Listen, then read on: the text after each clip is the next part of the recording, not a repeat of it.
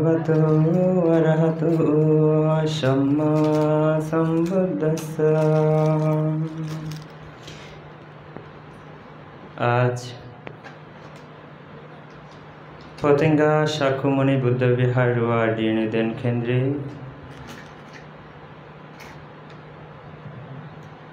গণপ্রব্রজাও একক সদ্ধর্মদেশনা ও বেশূর্য সংবাদানের দ্বিতীয় দিনের বিকালবেলা একক সদ্ধর্মদেশনার আয়োজনে উপস্থিত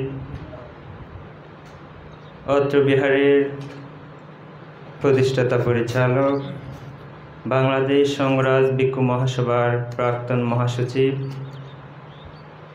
সদ্ধর্মকবির মহাস্তবীর এস লোকজিৎ ভিক্ষু মহোদয়, উপস্থিত আছেন অত্র বিহারের উপাধ্যক্ষ পরম শ্রদ্ধেয় বদন্ত আজ সোমবার ভিক্ষু মহোদয়, উপস্থিত আছেন ঐতিহ্যবাহী চাঁদগাঁও সার্বজনীন শাক্যমুনি বিহারের আবাসিক পরম পূজ্য বদন্ত জগরন্ন ভিক্ষু মহোদয়, উপস্থিত আছেন বদন্ত শ্রদ্ধানিধি ভিক্ষু মহোদয়, আয়ুষ্মান সম্বিধিরত্ন ভিক্ষু, উপস্থিত শ্রমণ বিন্দু এবং সদ্ধর্মপ্রাণ দায়িক দায়িকা বিন্দু। পূত পবিত্র মাননীয় ভিক্ষু সংঘের প্রতি বিনম্র চিত্তে শ্রদ্ধার্ঘ্য বন্দনা নিবেদন করছি এবং আপনাদের সকলের প্রতি মৈত্রীময় পুনরাশি দান করছি।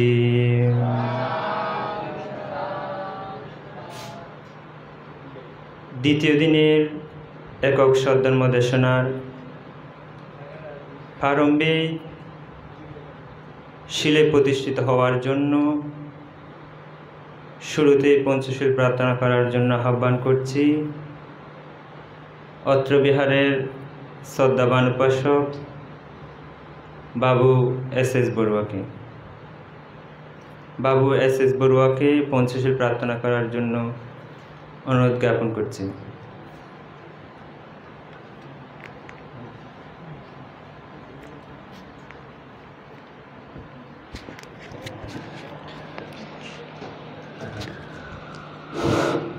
সবাই তিনবার সাধুবাদ পালন করুন। সাধু সাধু সাধু। ওকাশা বন্দায় ভান্তে দারায়তেন কথং শব্বাং বুদ্ধাং বন্ধামি ধম্মাং বন্ধামি সংঘাং বন্ধামি অহং বন্ধামি নমামি সর্বদা। দ্বিতীয়ম্পি বুদ্ধাং বন্ধামি ধম্মাং বন্ধামি সংঘাং বন্ধামি অহং বন্ধামি নমামি সর্বদা। তৃতীয়ম্পি বুদ্ধাং বন্ধামি ধম্মাং বন্ধামি সংঘাং বন্ধামি অহং বন্ধামি নমামি সর্বদা। অকাশা বন্দায়ুহন্তে দারায়তেন কথং শব্বাং অপরদং ক্ষমতো মে ভান্তে সংঘো। দ্বিতীয়ম্পি ওকাশা বন্দায়ুহন্তে দারায়তেন কথং শব্বাং অপরদং ক্ষমতো মে ভান্তে সংঘো। তৃতীয়ম্পি ওকাশা বন্দায়ুহন্তে দারায়তেন কথং শব্বাং অপরদং ক্ষমতো মে ভান্তে সংঘো। ওকাশা অহং ভান্তে ত্রিশরণেন সহ পঞ্চশীলাং ধম্মাং याचामि अनुहं कृत्वा शिलां देथा मे भन्ते। द्वितीयम्पि ओकाशा अहं भन्ते तिशरणेन सह पञ्चशिलां धम्मां याचामि अनुहं कृत्वा शिलां देथा मे भन्ते। तृतीयम्पि ओकाशा अहं भन्ते तिशरणेन सह पञ्चशिलां धम्मां याचामि अनुहं कृत्वा शिलां देथा मे भन्ते।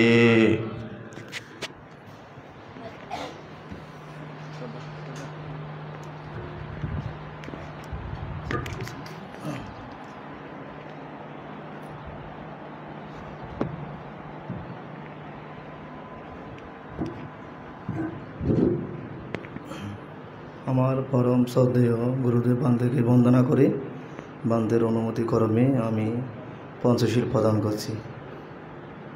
यामहं वदामि तं वदेथाम् नमो तस्स भगवतो अरहतो सम्मा सम्बुद्धस्स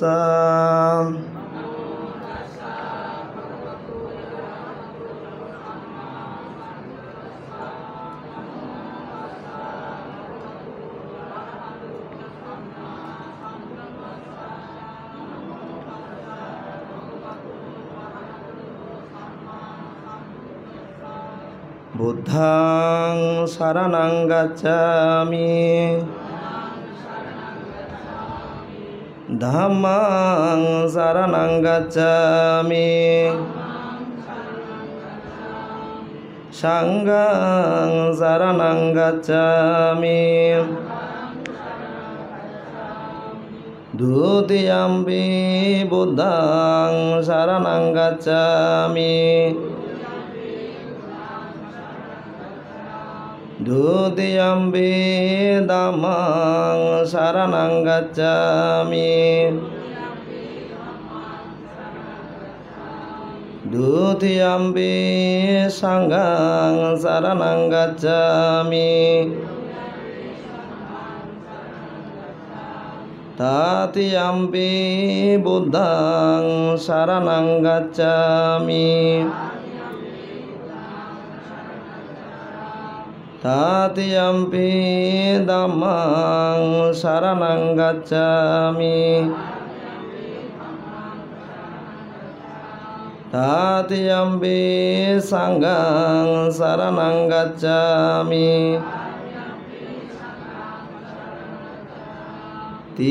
शरणागमनं सम्पूर्णम् पानातिपाता वीरमणि सिक्खापदं समादयामि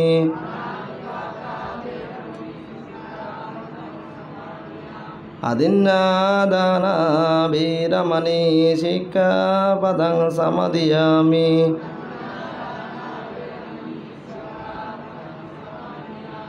कामेषु मिच्छाचारा वीरमणि सिक्खापदं समादयामि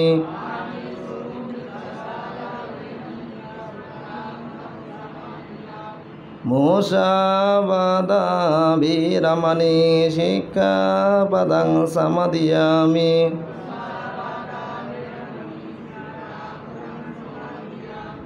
सुरामेरयामज्जपमादट्टाना वीरमणि सिक्खापदं समादयामि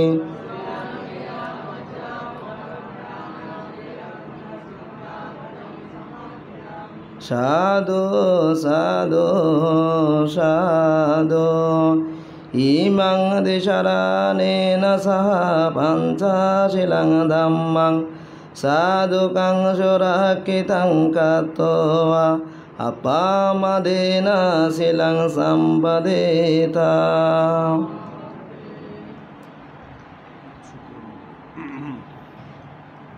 नमो तस्स भगवतो अरहतो सम्मा सम्बुद्धस्स नमो तस्स भगवतो अरहतो सम्मा सम्बुद्धस्स नमो तस्स भगवतो अरहतो सम्मा सम्बुद्धस्स यं दुर्निमित्तं अपमङ्गलं च यो च मनपो चकुनश्च सदो पपङ्गाओ दुच्च विनायकन्तं बुद्धानुभावेन विनाशमिन्तु यं दुर्निमित्तं अपमङ्गलं च यो च मनपो चकुनश्च सदो पपङ्गाओ दुच्च विनायकन्तं धम्मानुभावेन विनाशमिन्तु यं दुर्निमित्तं अपमङ्गलं च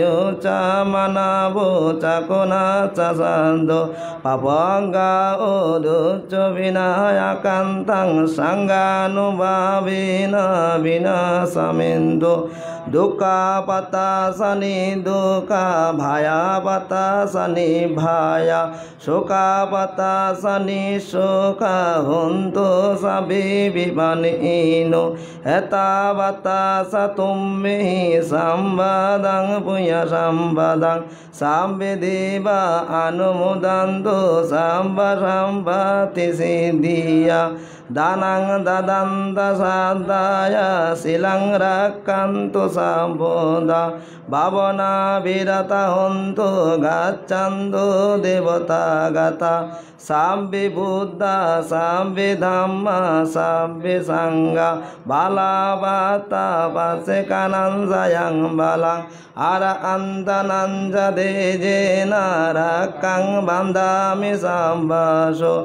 yang kinci bitang idava orang basage subayang ratanang panitang nano samang ati tatagatena idam vibuddhi ratanang panitang idam vidhamme ratanang panitang idam visanghe ratanang vanitang etena saccena subhati uto mahakaruniko nato hitaya sambapaninang puretoa paramesambhavato sambudhi muttamang jayanto buddhiya mule saikanang nandi vadano ewang toyang jayoto jayacho jaya mangale aparajita pallange sise buto bimukale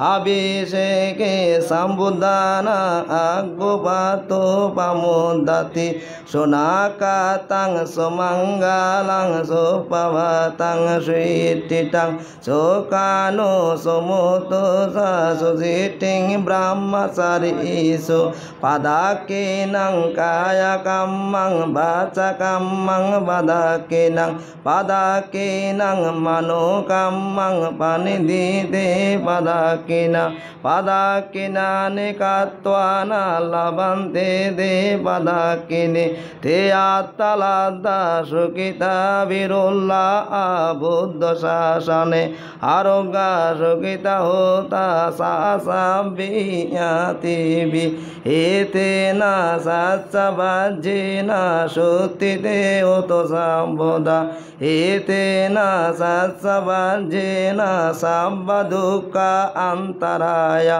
roga bhaya upaddava vinasatu etena satsavajjena hotu te jaya mangalam sambitiyo vibhajjanto sukorogo vinasato mate bhavato yantarayo sukhi dirgayo ko baba bhavato sabba mangalang rakkanto sabba devata sabba buddhanubhavena sada sutti bhavantu te bhavato sabba mangalang rakkanto sabba devata sabba dhammanubhavena sada sutti bhavantu te bhavato sabba mangalang rakkanto sabba devata samba sanganubhavena sada sutti bhavantu te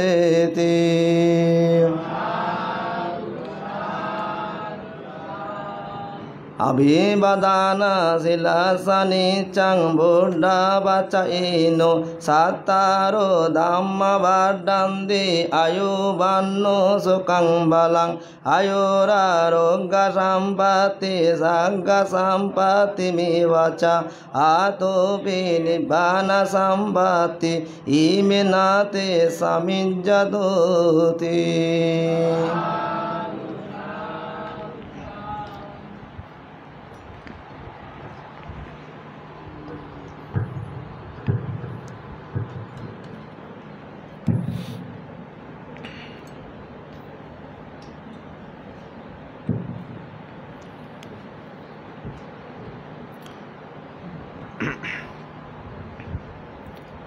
नमो तस्स भगवतो अरहतो सम्मा सम्बुद्ध बुद्धस्य कार्ये विहारे जम्बुद्वीपे कीर्तं करित्वानातयो च दीपे मेरुपमानं पियेददीयधानं कलं नघन्ति पव्वजितानि संसन्ति एतेन सस्यवज्रेण होतु ते जयमङ्गलं ते।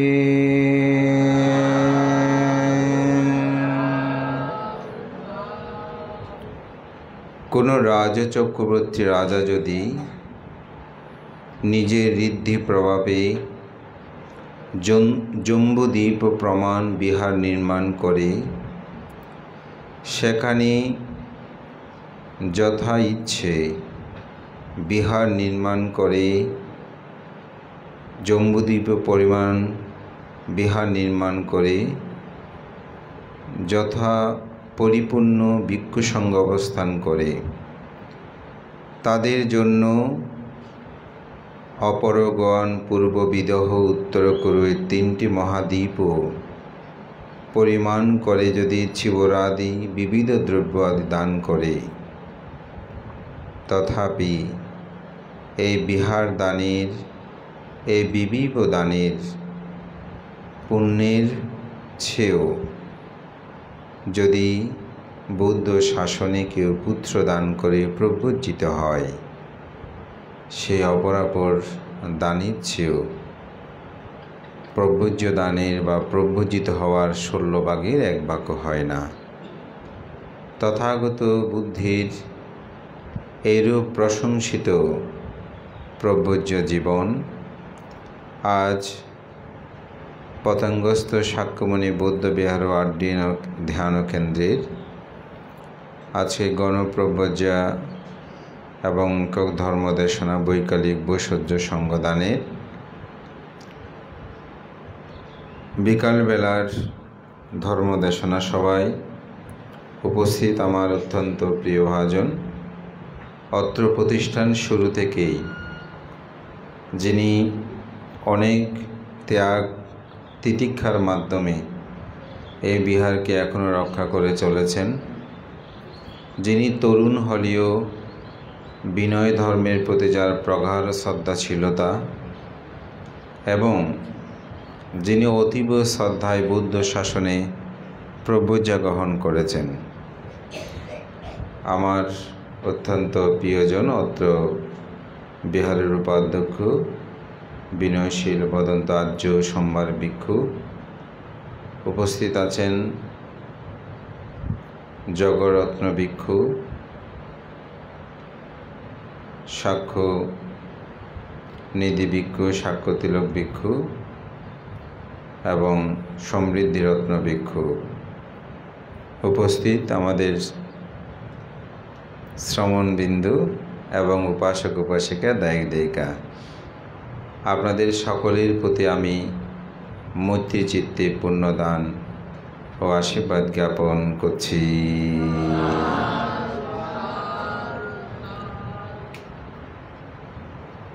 আমি তিনটি বিষয়ে দেশনা করার সিদ্ধান্ত গ্রহণ করেছিলাম। তার মধ্যে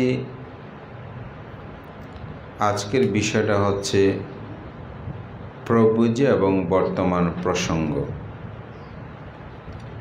এই বিষয়টা নিয়ে আমি আলোচনা করব। ভগবান তথাগত বুদ্ধ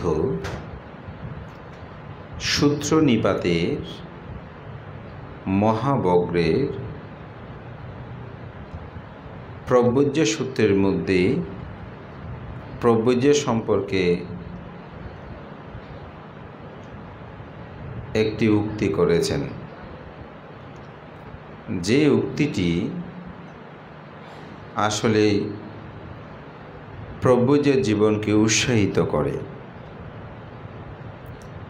সেখানেই তথাগত বুদ্ধ উক্তি বলছে যে প্রব্রজ্য হচ্ছে আকাশের মতো উন্মুক্ত।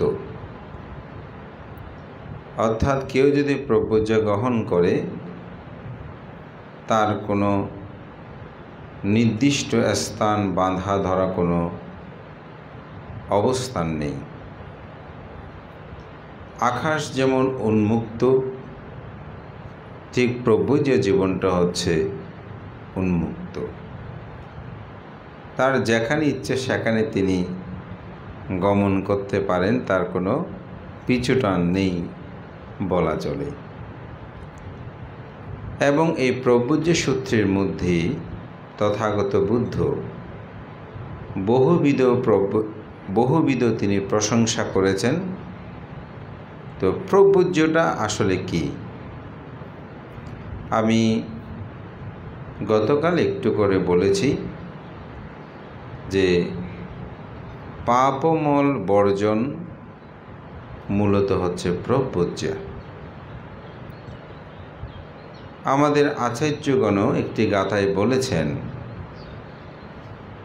যে ইয় বুধি রুক্ষাং রূপেতি ইয় পাব্যাজিত নারো ইয় বুদ্ধ বিম্বি পাঠিটাসি ধ্রুবাং বুদ্ধ ভবিষ্যতি। যারা বুদ্ধিবৃক্ষ রোপণ করেন, যারা প্রব্রজিত হয়, যারা বুদ্ধ প্রতিবিম্ব প্রতিষ্ঠা করেন, ধ্রুবাং বুদ্ধ ভবিষ্যতি, তারা ভবিষ্যতে বুদ্ধ হন। বুদ্ধ বলতে আমরা অনেকে সাধারণত সম্মুখ সম্বুদ্ধকে বুঝি, কিন্তু বুদ্ধি ধর্ম দর্শনে বুদ্ধ হচ্ছে তিন প্রকার। তিন প্রকার কি? সম্মুখ সম্বুদ্ধ, পাচ্ছেকা বুদ্ধ, শ্রাবক বুদ্ধ। সম্মুখ সম্বুদ্ধ কাকে বলে?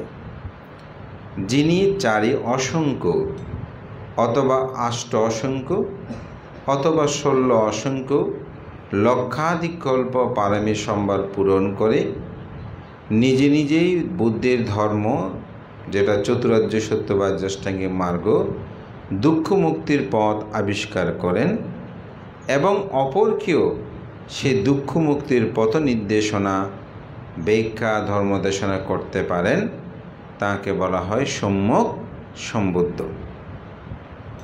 পাচ্ছেকা বুদ্ধ কি? পাচ্ছেকা বুদ্ধ হচ্ছে যিনি নিজে নিজে আসবক্ষয় জ্ঞান তথা বুদ্ধত্ব লাভ করেন, যিনি চতুরার্য আর্যাষ্টাঙ্গিক মার্গ যিনি আবিষ্কার করে নিজে নিজে বুদ্ধ হন, অর্থাৎ মার্গ জ্ঞানাদি উপনীত হন, আসবক্ষয় জ্ঞান। কিন্তু তিনি এই প্রাপ্তিটা কাউকে তিনি বলতে পারে না, কাউকে ব্যাখ্যা করতে পারে না, তাকে বলা হয় সম্যক সম্বুদ্ধ, অর্থাৎ তিনি প্রচার করতে পারে না। শ্রাবক বুদ্ধ কি? যারা সম্যক সম্বুদ্ধের কাছ থেকে ধর্ম শ্রবণ করে সেটা প্রতিপালনের মাধ্যমে সমগ্র আসব তৃষ্ণাকে ক্ষয় করে অরহত হয়েছেন, বাস্ততাপতি স্থগিতাগামী অনাগামী চারি মার্গ ফলাদি লাভ করেছেন, তাকে বলা হয় শ্রাবক বুদ্ধ। অর্থাৎ অরহত বলে আমরা সহজে বুঝব। এই তিন প্রকারের বুদ্ধ। তবে আমাদের পণ্ডিতগণ আরও একটা ব্যাখ্যা দিয়েছেন শ্রোত বুদ্ধ বলে, যেটাকে বলা হয় যিনি সমগ্র ত্রিপিটক আদি যথাযথভাবে আয়ত্ত করেন। তবে বুদ্ধির পরিভাষায় আমরা তিন প্রকারের বুদ্ধির কথা দেখতে পাই। তো এখানেই কেউ যদি বুদ্ধিবৃক্ষ রোপণ করে, কেউ যদি প্রব্রজিত হয় এবং কেউ যদি বুদ্ধ প্রতিবিম্ব দান করে বলা হচ্ছে বা প্রতিষ্ঠা করে, তিনি ভবিষ্যতে বুদ্ধ হন। তো বুদ্ধিবৃক্ষকে রোপণ করলে বুদ্ধ হয়ে যাবে না। বুদ্ধিবৃক্ষ রোপণ মানে বুদ্ধি জ্ঞানটা মনের মধ্যেই এটা রোপণ করতে হবে। তো বুদ্ধি জ্ঞান, বুদ্ধি মানে প্রজ্ঞা জ্ঞান, এটি যদি মনের মধ্যে থাকে তিনি কখনো পাপ করতে পারবে না। তো পাপ যদি না করে তাহলে সে কি আর নরকে যাবে, সে তো ঊর্ধ্বের দিকে লাভ করবে, স্বাভাবিক। বুদ্ধ প্রতিবিম্ব অর্থাৎ বুদ্ধ মুক্তি প্রতিষ্ঠা করা, দান করা, এটা বলছে মনের মধ্যে এই বুদ্ধ মুক্তি প্রতিষ্ঠা করতে হবে। বুদ্ধ প্রতিবিম্ব মনের মধ্যে, সেটা প্রতিষ্ঠা করলে আপনি কখনো পাপকর্ম করতে পারবে না। প্রব্রজ্যা লাভ করা, তৃতীয় যেটা বলছে, প্রব্রজ্যা লাভ করলে তিনি বুদ্ধ। প্রব্রজ্যা বলতে পাপ ও মল বর্জনের কথা হয়েছে, যেমন 10 শীল গ্রহণ করেছে। কেমন? তিনি যদি শ্রমণ বা ভিক্ষু হওয়ার পর যথাযথভাবে সেটা প্রতিপালন না করে, তাহলে তার পক্ষে কি ধ্রুবং বুদ্ধ ভবিষ্যতে, তিনি কি দ্রুত বুদ্ধ হবেন না? তাকে এটা যথাযথভাবে প্রতিপালন করতে হবে। তবে এই গাথাটা আমি এই জন্যই বলছি যে বুদ্ধিবৃক্ষ রোপণ করা, বুদ্ধ প্রতিবিম্ব প্রতিষ্ঠা করা এবং প্রব্রজিত হওয়া, এটি মানব জীবনে অত্যন্ত গুরুত্ববহ। এবং এই প্রব্রজ্য ধর্মে গতকাল তারা 10 জন গ্রহণ করেছে। তো এই প্রব্রজ্যা তথাগত বুদ্ধ প্রশংসিত। একটি প্রশ্ন করলে আসলে প্রব্রজ্যের বিষয়টা খুব সহজ হয়। মিলন্দ প্রশ্ন নামে একটা গ্রন্থ আছে, আপনারা অনেকেই শুনেছেন। সেখানে রাজা মিলিন্দ ভিক্ষু নাগসেনকে সহ আরও বহুবিধ ভিক্ষু সংঘকে দানাদি কুশলকর্ম সম্পাদন করার পর বলছে, আপনি সহ 10 জন ভিক্ষু অবস্থান করুন, আমি আপনার সাথে ধর্ম বিষয়ে আলোচনা করব। তো বাকি সবাই চলে গেল। তো রাজা মিলিন্দ ভান্তে নাগসেনকে প্রশ্ন করলেন, ভান্তে নাগসেন, আপনি কেন প্রব্রজিত হয়েছেন? আপনার প্রব্রজিত হওয়ার কারণ কি? তখন বললেন যে আমি প্রব্রজিত কেন হয়েছি সেই সম্পর্কে আসলে আমি প্রথমেই জানতাম না। আমি মনে করেছিলাম যে বুদ্ধের শিষ্যগণ অত্যন্ত পণ্ডিত, ধীমান, শাস্ত্রজ্ঞ। আমি সেই শাস্ত্রজ্ঞান আয়ত্ত করার জন্য আমি ভিক্ষু হয়েছি, প্রব্রজ্য নিয়েছি। বলতে প্রব্রজ্য নেওয়ার মূল কারণ কি? তখন বলছে যে সমগ্র দুঃখ থেকে মুক্তি লাভ করার জন্যই প্রব্রজ্যা গ্রহণ করে। যেমন গতকালকে আমরা বলেছি, প্রার্থনা করেছে না সবাই? প্রার্থনায় কি বলেছে? সাব্বা দুঃখা নিঃসারানাং নির্বাণাং সাচ্ছি কারণাত্মায়, সমস্ত দুঃখ হতে মুক্তি লাভ করার জন্য এই প্রব্রজ্যা। কেমন, তাই না? তাহলে দুঃখ থেকে যদি মুক্তি লাভের জন্য প্রব্রজ্যা গ্রহণ করে, বলছে আবার প্রশ্ন করছে, সবাই কি দুঃখ থেকে মুক্তি লাভের জন্য প্রব্রজ্যা গ্রহণ করে?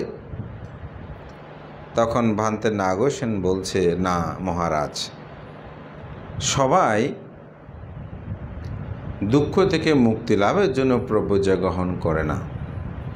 কেউ চোর ভয়ে, কেউ রাজ ভয়ে, কেউ জরা পরিহানি, কেউ ব্যাধি পরিহানি, কেউ ভোগ পরিহানির কারণেও অনেকে প্রব্রজ্যা গ্রহণ করে। রাজভয়ে কি? যেমন তখনকার সময়ে কেউ কোনো অপরাধ যদি সে ভিক্ষু হয়ে যেত বা শ্রমণ হয়ে যেত, তখন রাজা তাকে আর ধরে আনতো না, কারণ ভিক্ষু হয়েছে, তাকে কিভাবে ধরবে। চোর পরিহানি, যেমন একজনে চুরি করে সব নিয়ে গেছে, নিঃস্ব হয়ে গেছে, এখন কি করবে? বলে যে না, শ্রমণ প্রবজ্য হয়ে যায়। ভোগ পরিহানি, ও যে অর্থবৃত্ত সব শেষ, এখন কি করবে, বলে যে আমি ভিক্ষু হয়ে যাই। জ্ঞাতি পরিহানি, অর্থাৎ আত্মীয় স্বজন জ্ঞাতি সব মারা গেছেন, এখন কি করবেন, স্বাভাবিক, বলে যে না ভিক্ষু। অনেকে বলে না, স্ত্রী মারা গেলে বলে যে ভিক্ষু হয়ে গেলে ভালো হবে। এরকম জ্ঞাতি পরিহানির কারণেও কি করে অনেকে ভিক্ষু, বলতে এইভাবেও তো অনেকে কি হয়, ভিক্ষু বা অর্থাৎ প্রব্রজ্যা গ্রহণ করে। বলে যে এভাবে অনেকে প্রব্রজ্যা গ্রহণ করে। বলছে কোনটি যথার্থ? তখন বলছে, যিনি সমগ্র দুঃখ থেকে মুক্তি লাভ করার জন্য প্রব্রজ্যা গ্রহণ করে, সেটাই হচ্ছে যথার্থ। তো কোনটা সেটা? যেমন সমগ্র দুঃখ কি? জন্ম দুঃখ, জরা দুঃখ, ব্যাধি দুঃখ, মরণ দুঃখ, অপ্রিয় সংযোগ দুঃখ, প্রিয় বিয়োগ দুঃখ, স্ফীত বস্তু অলাভ দুঃখতা যাহা চায় তাহা না পাওয়ার দুঃখ, সংক্ষেপে পঞ্চোপাদান স্কন্ধ দুঃখ হতে মুক্তি লাভ করার জন্য যিনি আসলে প্রব্রজ্যা গ্রহণ করে, এটাই হচ্ছে প্রকৃত প্রব্রজ্যা। তবে ভান্তে নাগো সেন বললেন, রাজন, আমি তো প্রথমেই আপনাকে বলেছি, আমি কিন্তু প্রব্রজ্যা নিয়েছিলাম সমগ্র দুঃখ থেকে মুক্তি লাভ করার জন্য নয়।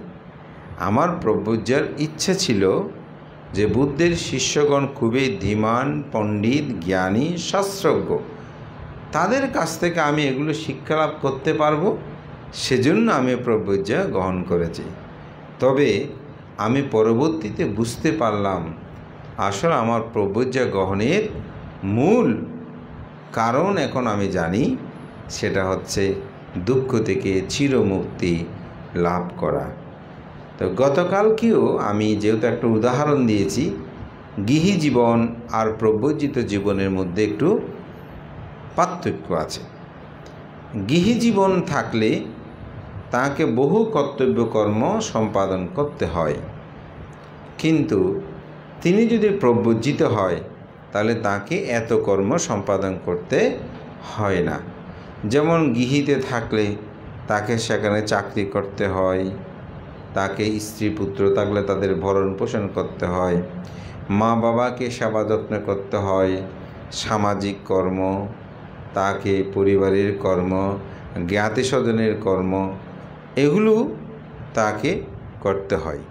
কিন্তু একজন যদি সে প্রব্রজ্যা গ্রহণ করে, তাহলে তার স্ত্রীর প্রতি কোনো কর্তব্য নেই, মা বাবার প্রতি কোনো কর্তব্য নেই, ভাই বোনের প্রতি কোনো কর্তব্য নেই, স্ত্রী পুত্রের প্রতি কোনো কর্তব্য নেই, সমাজের প্রতি তারও কোনো কর্তব্য নেই।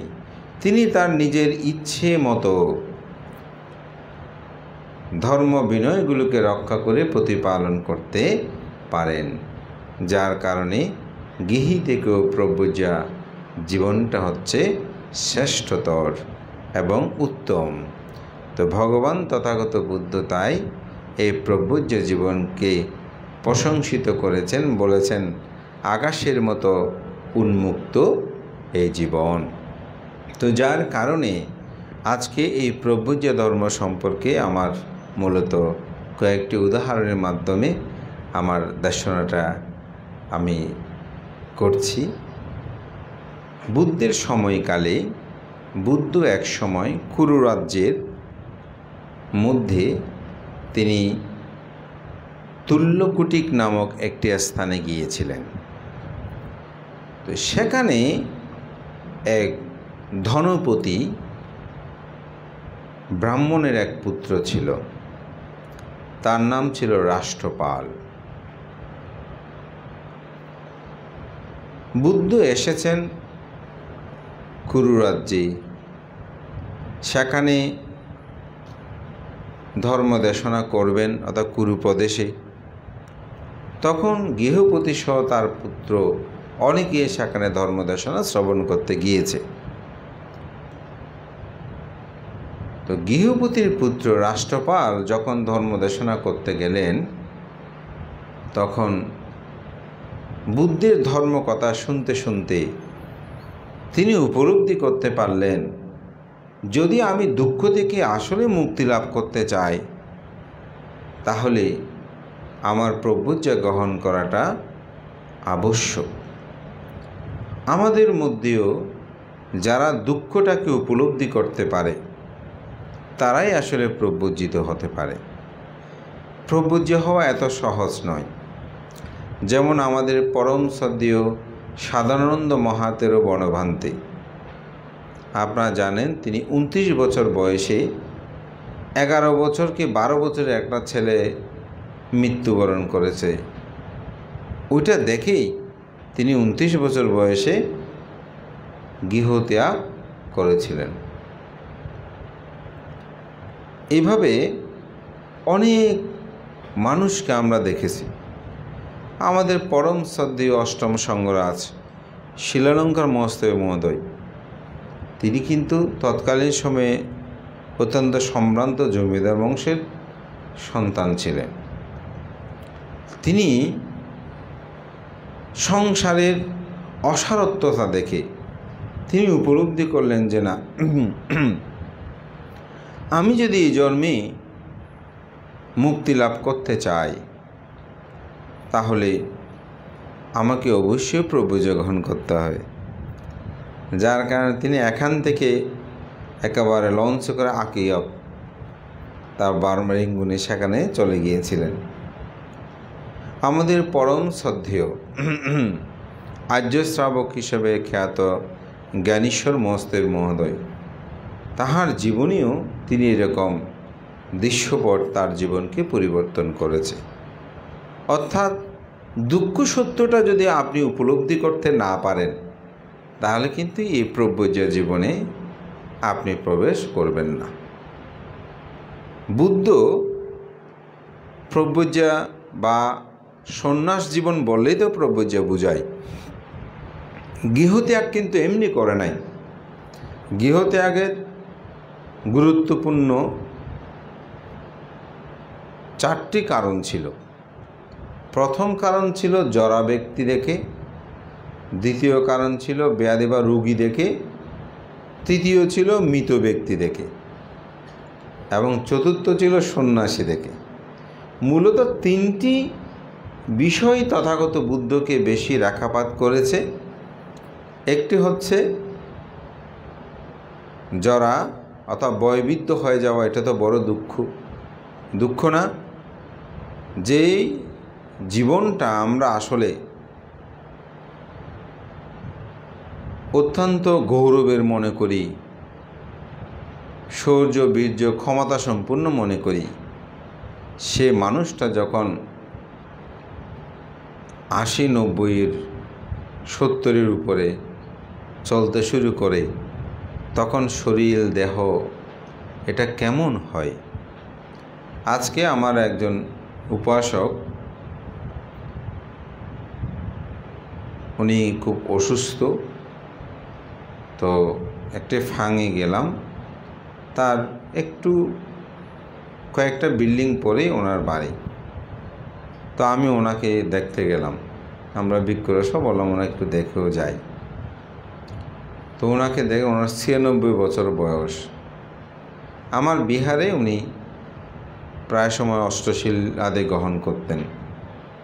তা আজকে ওনার শরীরের দেহ দেখে আমি ভাবছি, হ্যাঁ কেমন মানুষ, তিনি কেমন হলেন,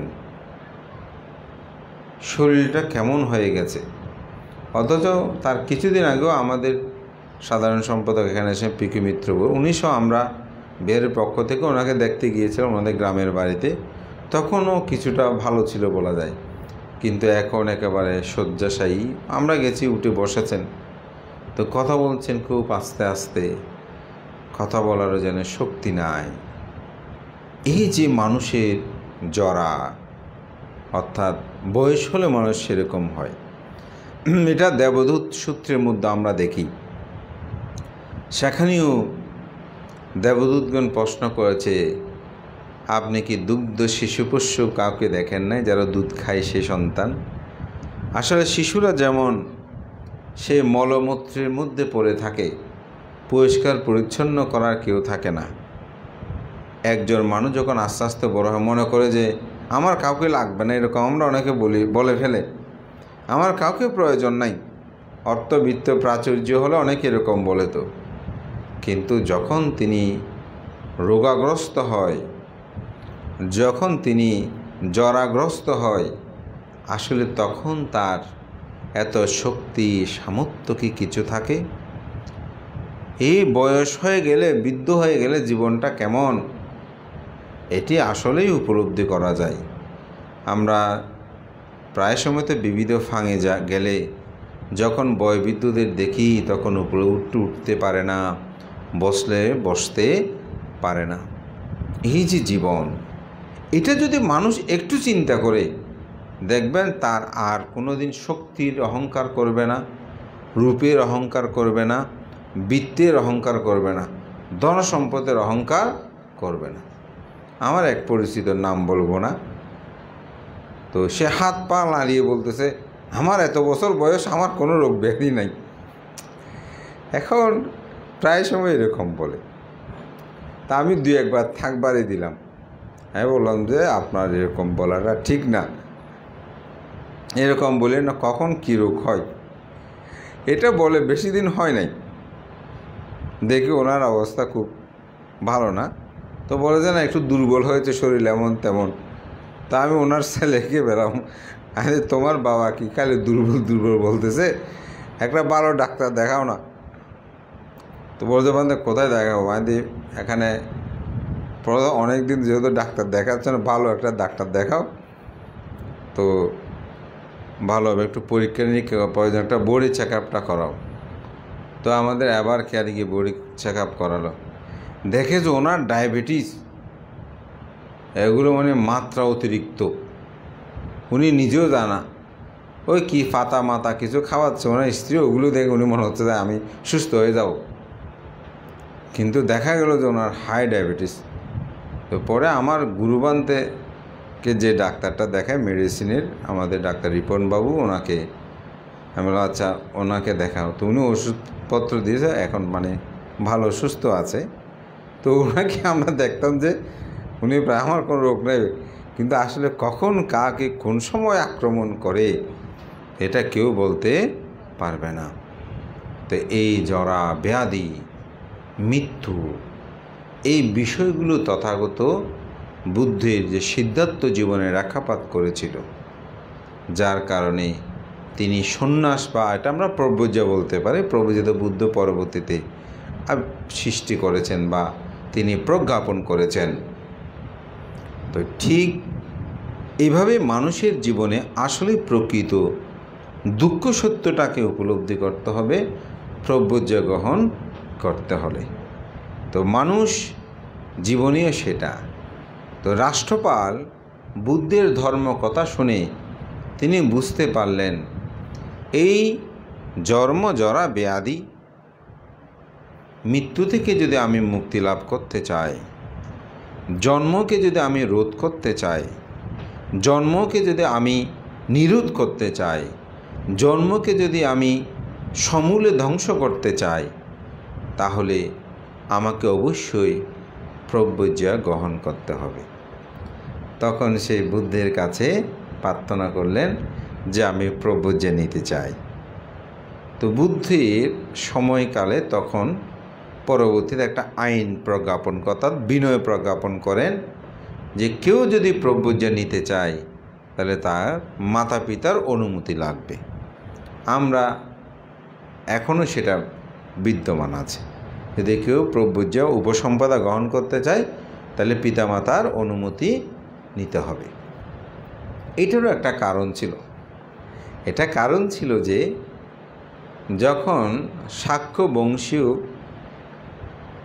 সবাই প্রব্রজিত হচ্ছিল, বুদ্ধের কাছে দলে দলে গিয়ে, এবং রাহুলও যখন প্রব্রজ্যা গ্রহণ করে তখন রাজা শুদ্ধোধন মনে খুব কষ্ট পায়।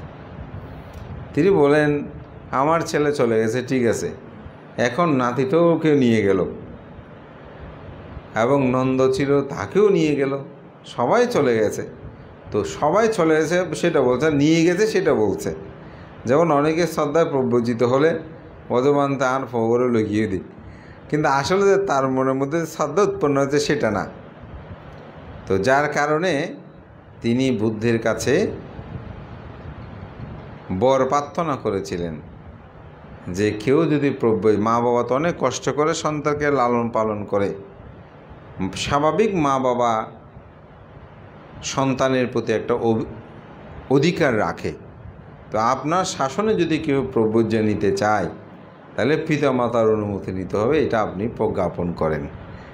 তো এটা রাজা শুদ্ধোধনের প্রার্থনায় তথাগত বুদ্ধ এটি বলেছিলেন যে কথাটা সত্য, যে একজন সন্তানকে লালন পালন করলো, তো সেই যদি প্রব্রজ্ঞা গ্রহণের সময় মা বাবার অনুমতি না নেয় তাহলে তো সে অধিকারহীন হলো।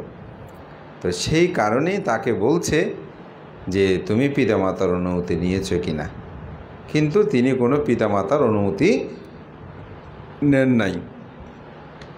তো যার কারণে সেই বলছে তোমার পিতামাতার অনুমতি লাগবে। যেহেতু সেই শ্রেষ্ঠী পুত্র, ধনসম্পদশালী পুত্র, পিতামাতার কাছে গিয়ে যখন উপসম্পদা প্রব্রজ্য নেওয়ার জন্য প্রার্থনা করলেন, মা বাবা বলে যে না, আমরা অনুমতি দেব না। তোমার কিসের অভাব?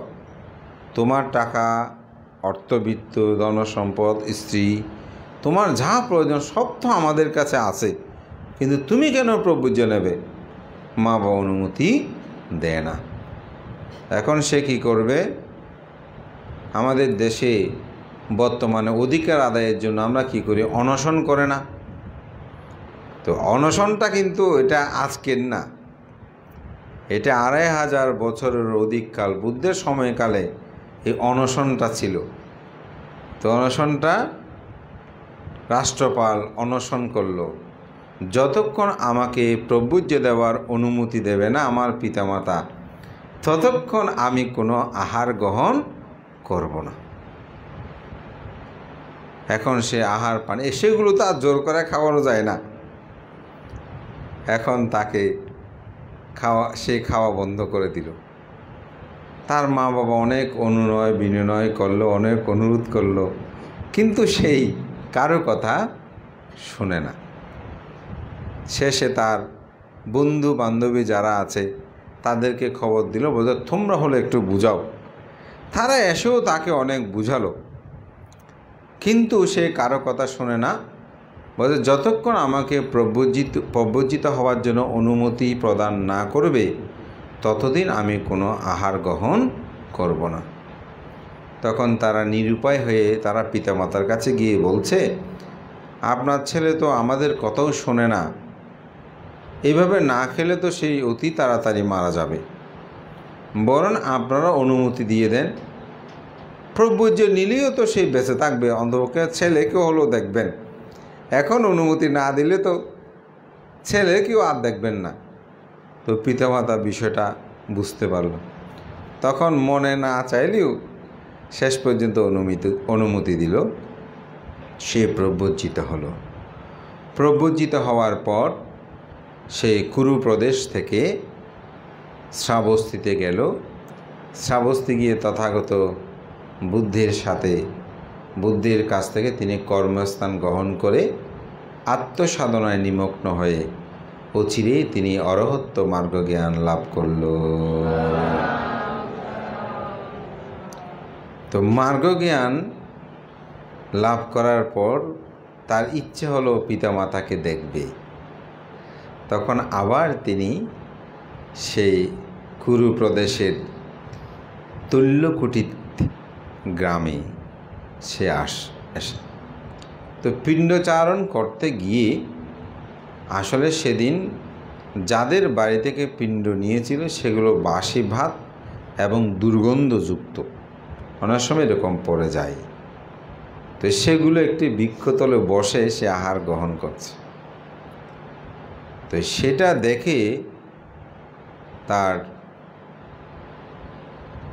বাবার অর্থাৎ তার বাড়ির এক কর্মচারী সেটা দেখে পিতাকে গিয়ে বলে যে আপনার ছেলে রাষ্ট্রপাল আমাকে ওনার চেহারার মতো মনে হয়েছে, সে বোধহয় এখানে এসেছে।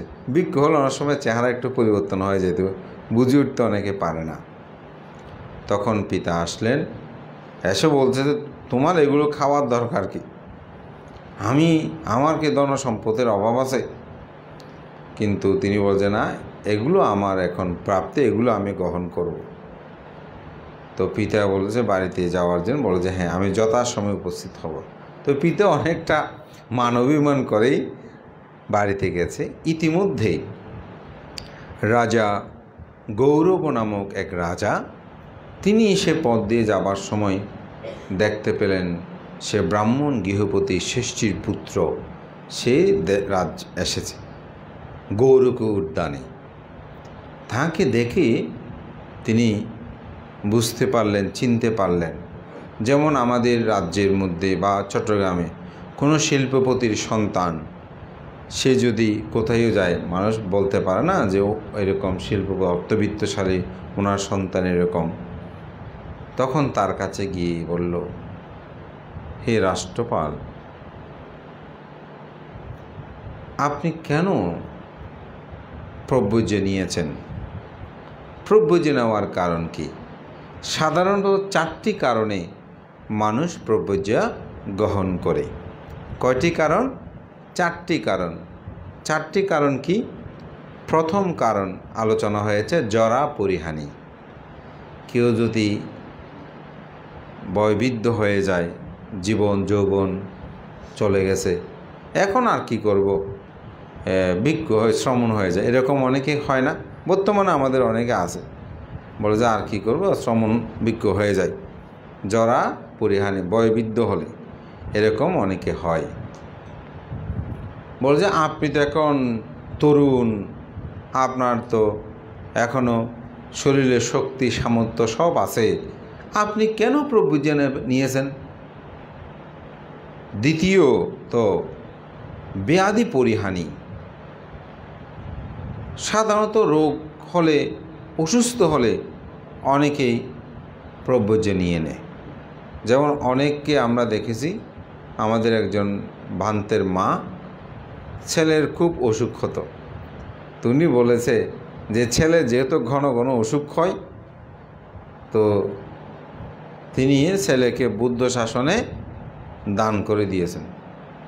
তো ওনার মস্ত বড় অনুষ্ঠানে বড় ভান, তিনি অনেক বড়, আমি নাম বলছি না, তো ওনার বক্তব্য বলছিলেন, আমার মা আমার খুব অসুখ হতো বলে আমাকে প্রব্রজ্য ধর্ম দীক্ষা প্রদান করে। তাহলে এটা কোন পরিহানি?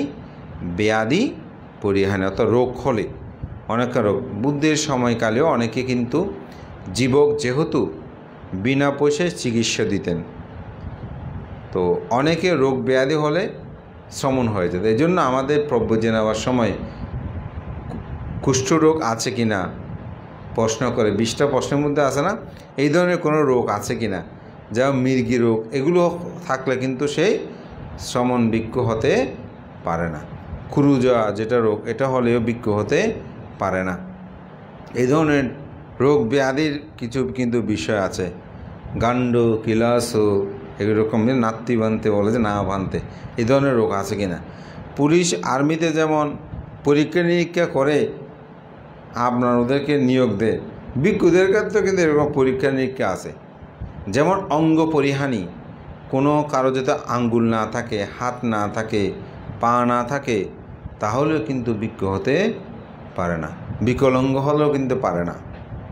তো এই জন্য অর্থাৎ ব্যাধি পরিহানি অর্থাৎ রোগের। তো বলে যে আপনি তো সুন্দর দেহ সম্পূর্ণ, আপনাকে কেন প্রব্রজ্য নিতে হবে? কাকে বলছে? রাষ্ট্রপালকে বলছে। ভোগ পরিহানি। ভোগ পরিহানি কি? যেমন অনেকে টাকা পয়সা না থাকলে অর্থবিত্ত হারিয়ে ফেলেছে, বলে যে অনেকের কাছে ধন সম্পদ ছিল, এখন শেষ, কী করবে, নিঃস্ব হয়ে গেছে, অনেকেই এখন প্রব্রজ্য গ্রহণ করে। আপনার তো অর্থবিত্ত সব আছে, তবুও কেন আপনি প্রব্রজ্য গ্রহণ করেছেন? চতুর্থ, সেটা হচ্ছে কি জ্ঞাতি পরিহানি। এগুলো ইতিমধ্যে আলোচনা হয়েছে। আত্মীয় স্বজন মারা গেলে, স্ত্রী মারা গেলে, পুত্র মারা গেলে অনেক সময় অসারতা উৎপন্ন হয়, তখন সে প্রব্রজে বলছে, আপনার তো সব ঠিক আছে, কিন্তু তবু কেন আপনি প্রব্রজ গ্রহণ করেছেন? তখন রাষ্ট্রপাল তিনি খুব চমৎকার উত্তর প্রদান করেছেন, যাহা মধ্যমনিকে রাষ্ট্রপাল সূত্রের মধ্যে আপনারা বিস্তারিত পাবেন। আমি জাস্ট সংক্ষেপে কথাগুলো বলছি। তখন রাষ্ট্রপাল বলছেন, হে রাজা গৌরব, আপনি যা বলেছেন সে কথাগুলো সত্য, তবে আপনার উপলব্ধি আর আমার উপলব্ধির মধ্যে পার্থক্য আছে। কী পার্থক্য? আমি ভেবেছি এখন আমি তরুণ, ঠিক আছে, কিন্তু একটি সময় আমার জরা পরিহানি হবে, অর্থাৎ আমার এই দেহ এরকম থাকবে না, এই দেহ মলিন হয়ে যাবে, উঠতে পারবো না, বসলে বসতে পারবো না, আমাকে বৈবিধ্যতায় আমাকে জর্জরিত করবে। আমি চিন্তা করেছি তার আগেই যেন আমি সেই জরাকে জয়ী করতে পারি। কী করতে পারি? জরাকে জয়ী করতে পারি। আপনি যেভাবে ব্যাধি পরিহানি চিন্তা করেছেন, আমি ভেবেছি একসময় আমাকে এই রোগে আক্রমণ করবে। এই রোগে আক্রমণ করার আগেই আমি যেন ব্যাধিকে অথবা রোগকে জয় করতে পারি। অরহত মানে রোগকে জয় করেছে না? পরে একটু ব্যাখ্যা দেব কীভাবে জয় করেছে। আপনি যে ভোগ পরিহানির কথা বলেছেন, অর্থাৎ সম্পদ হারালেই বিজ্ঞ হব, প্রব্রজিত হব, তা না। আমি তার আগেই ভেবে নিয়েছি একটা না একটা সময় আমাকে অর্থবিত্ত সব ছেড়ে চলে যেতে হবে। পৃথিবীতে আপনার কোটি কোটি টাকা আছে, আপনি কি কোটি টাকা সাথে করে নিয়ে যেতে পারবেন? কোনোদিনও পারবেন? পারবেন না। তো তাহলে সেগুলো একটা না একটা সময় হানি হবে না, অর্থাৎ সেগুলো হারিয়ে যাবে না? অবশ্যই হারিয়ে যাবে। বোঝা আমি সেটা উপলব্ধি করে প্রভু জানিয়েছি আগেই। জ্ঞাতি পরিহানি, আপনার আত্মীয় স্বজনকে ছেড়ে একবার চলে যেতে হবে না?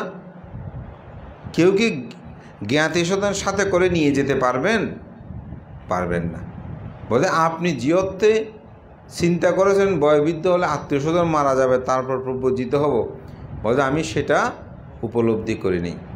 আমি উপলব্ধি করেছি একটা না একটা সময় আমাকে সমগ্র জ্ঞাতি ছেড়ে চলে যেতে হবে, সুতরাং জ্ঞাতি পরিহানি আমার হবে। সেটা থেকে মুক্তি লাভ করার জন্য আমি প্রব্রজ গ্রহণ করেছি। তখন রাজা গৌরু তিনি বললেন, সাধু সাধু, আপনি যথার্থ বলেছেন। এবং এই রাষ্ট্রপাল বুদ্ধের অশীতি শ্রাবকের মধ্যে শ্রদ্ধায় প্রব্রজিতদের মধ্যে শ্রেষ্ঠ, অর্থাৎ শ্রদ্ধায় যত প্রব্রজিত হয়েছে তাদের মধ্যে অন্যতম হচ্ছে রাষ্ট্রপাল।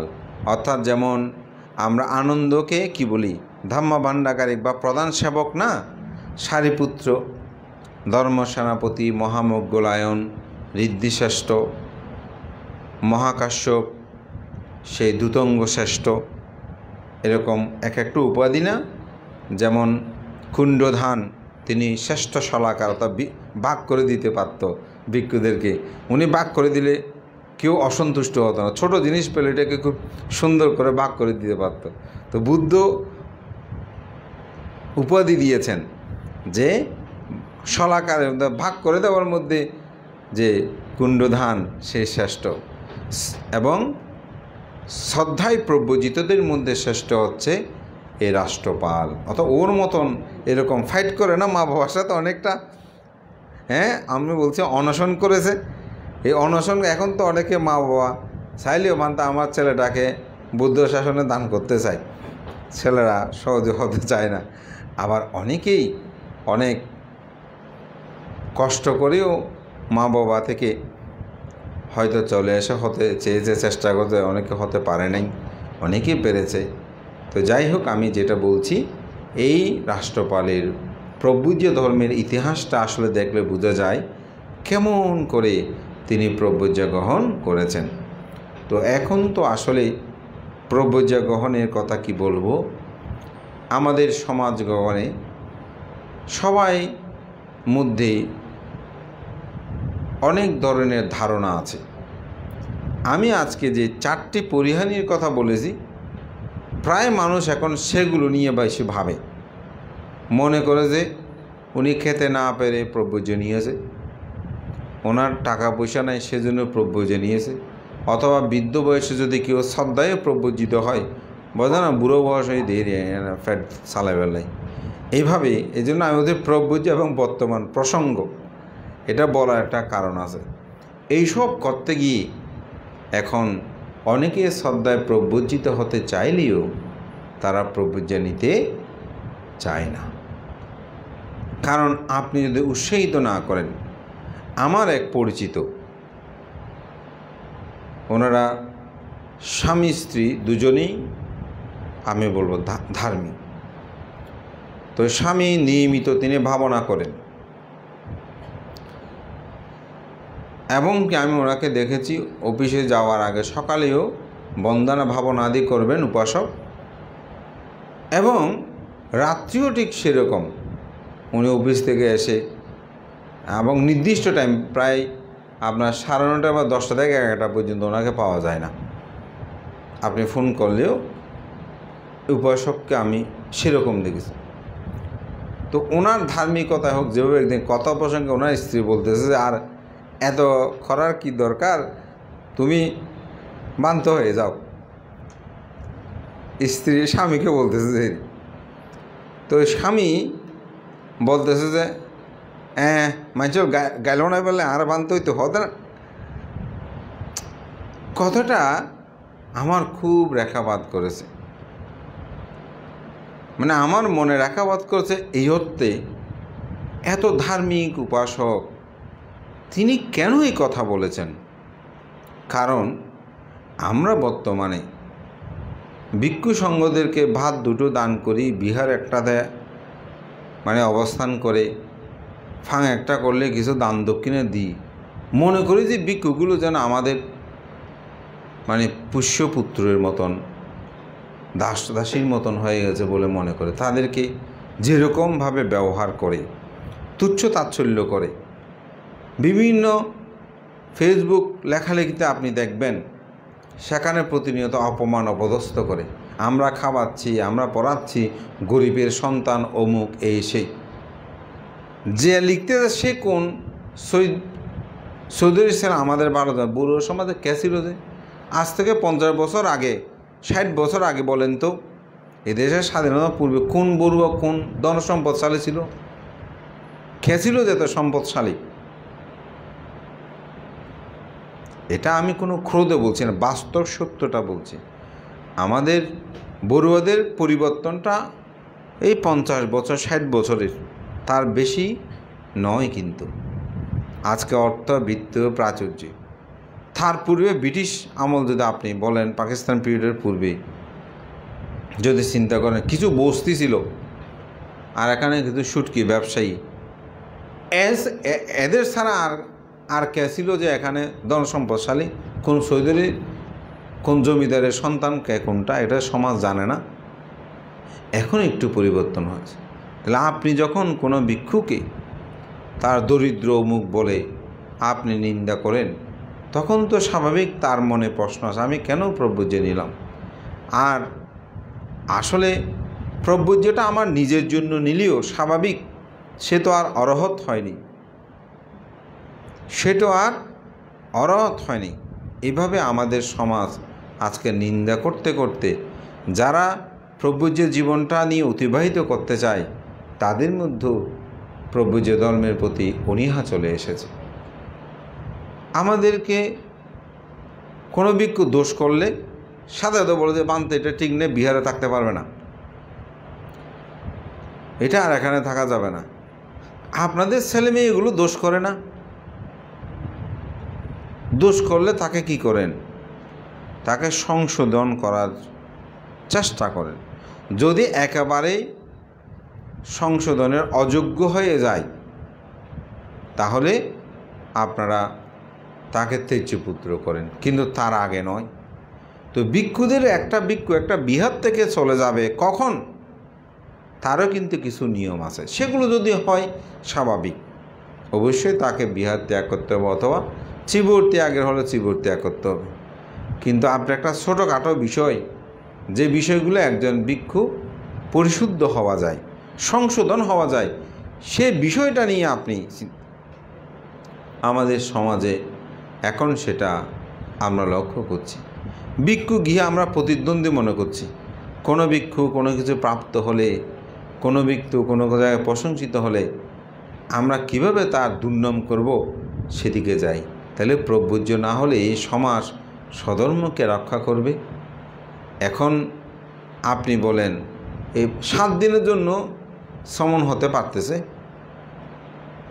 এখানে যখন আলোচনা করছি বর্জ্যবান্ধে বন্ধ শেষ হয়ে যাবে 18 তারিখ, 19 তারিখ, কেউ বলে 20 তারিখ, তাই না?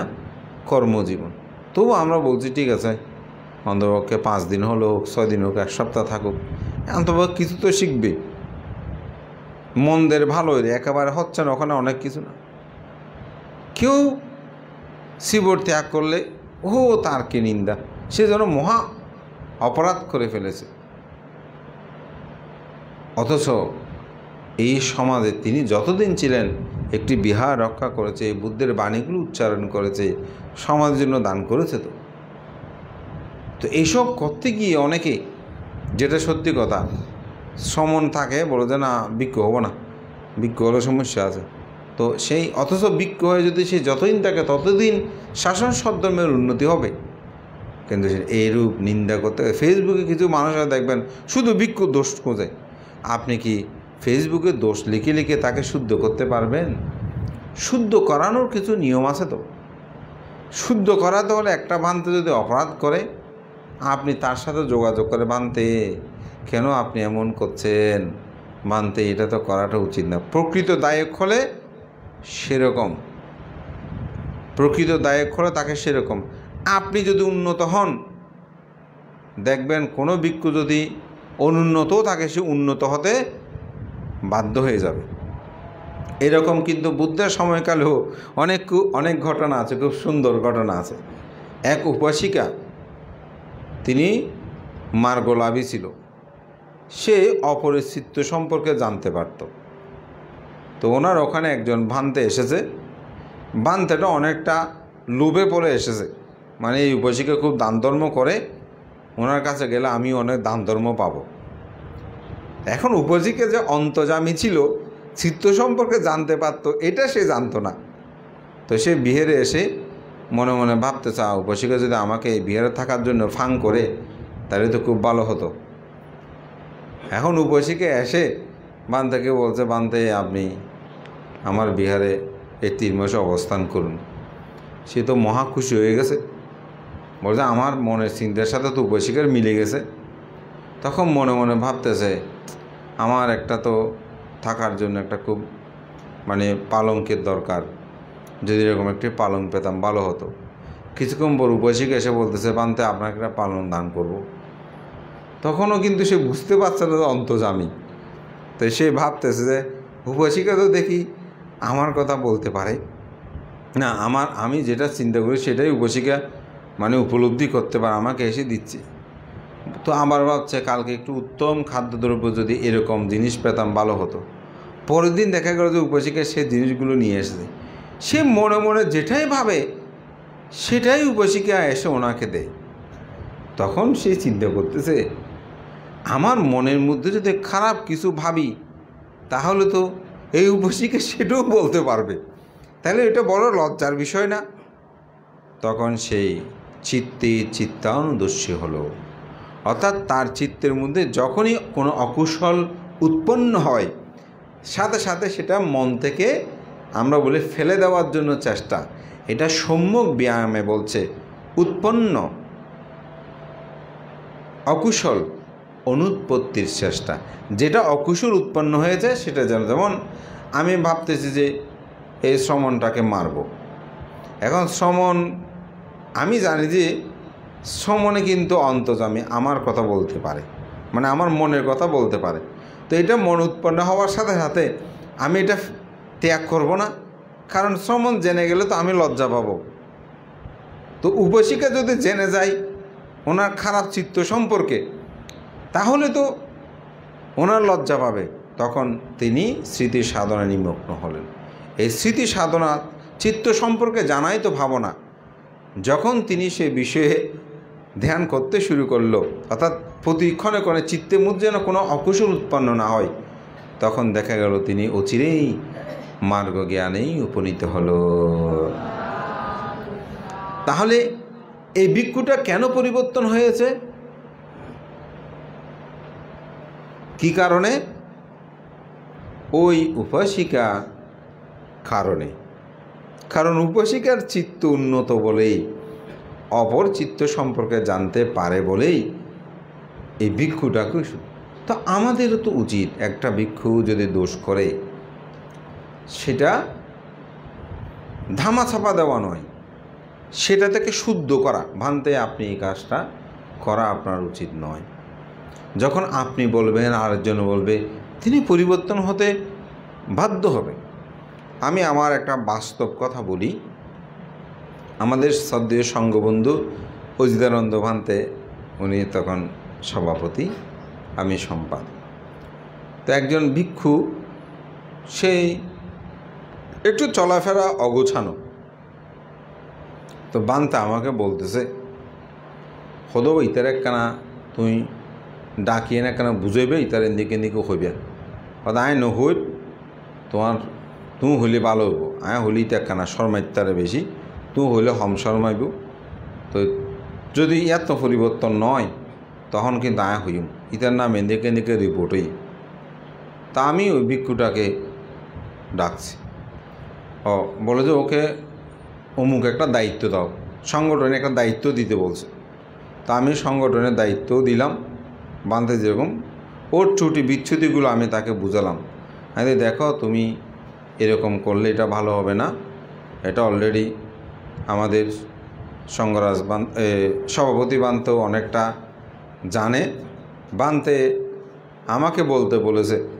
এখন আমি বলার পর যদি তোমার পরিবর্তন না হয় তাহলে কিন্তু বান্তে বলবে, তখন তোমার লজ্জায় মাথা কাটা যাবে। এরকম করে বললাম।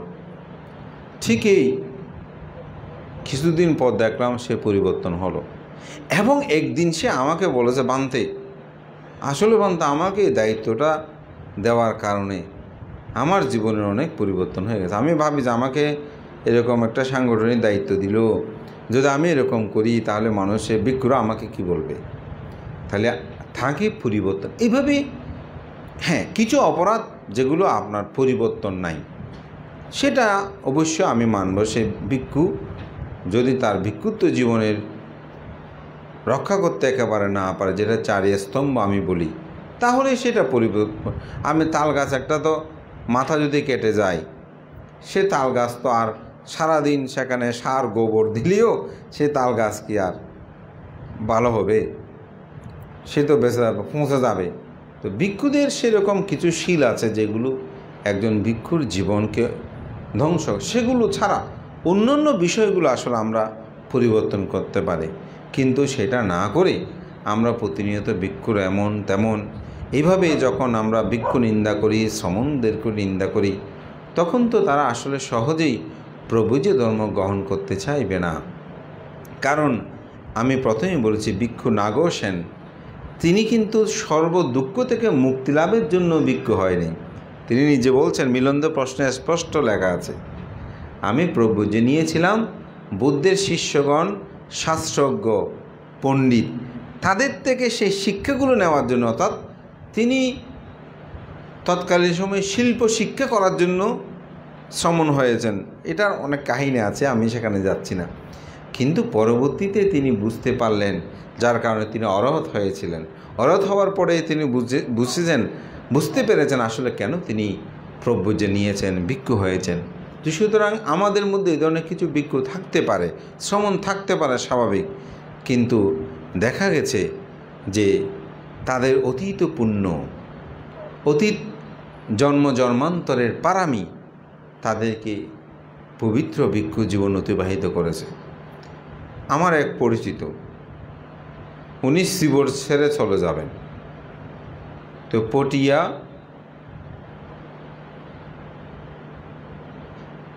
আপনার থানা আছে যে ওখানে নেমেছে, ওখানে বাজার থেকে শার্ট প্যান্ট কিনবে, শিবর ছেড়ে চলে যাবে। তো যাওয়ার সময় একটা ভান্তের সাথে দেখা হলো, তারা দুজনে বন্ধু। তো ওইটা ভান্তে আমাকে একান্ত বলেছে, আমি সেটা বলছি।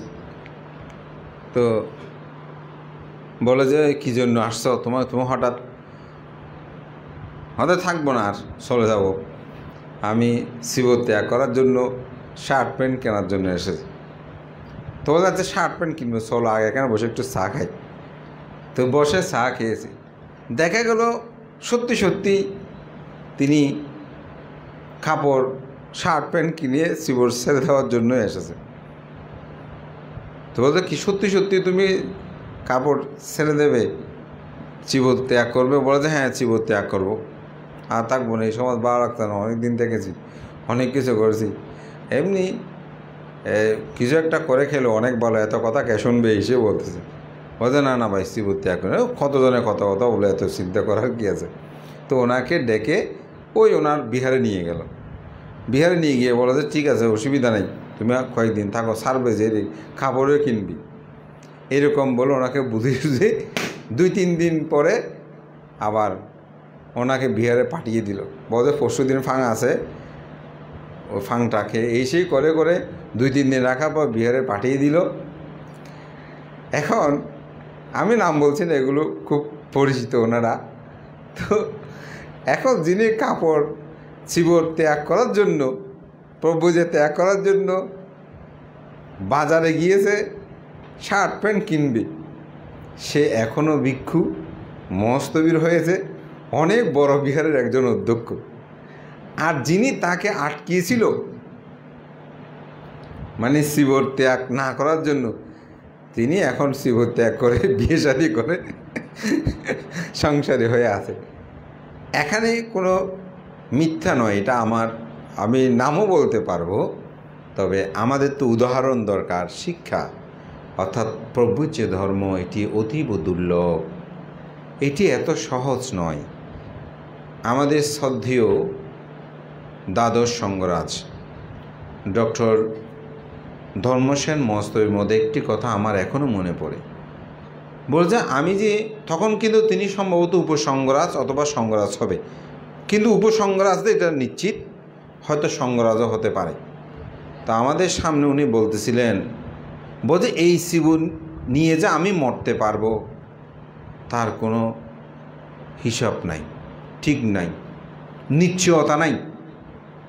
আমি মনে মনে ভাবতেছি উনি এত বড় ভান্তে বাংলাদেশে, ওনার উপরে আর নাই বা থাকলেও আমার মনে পড়ছে না ঠিক, আমার স্মৃতি আমার সাথে বিভ্রান্ত করছে যে উনি উপসঙ্গরাজ কি সঙ্গরাজ।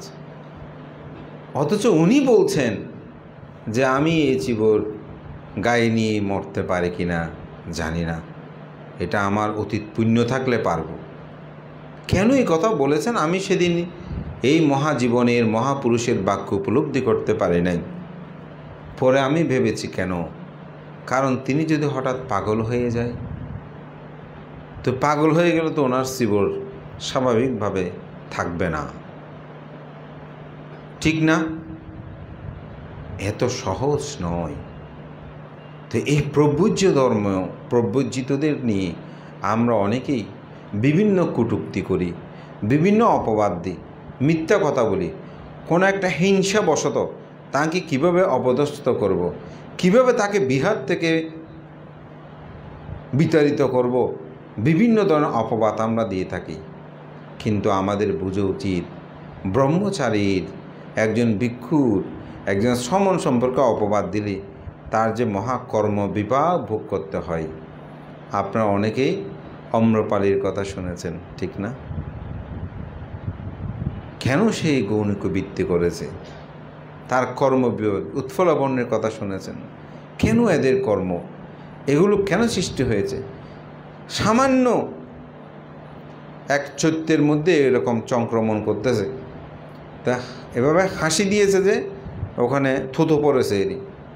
ওটা দেখে বলছে কোন খারাপ নারী, একটা শব্দ ইউজ করেছে আমরা যেটা খারাপ বলি এরই, ওই যে কোন এরকম খারাপ নারীগুলো ফেলেছে এরকম বলেছে।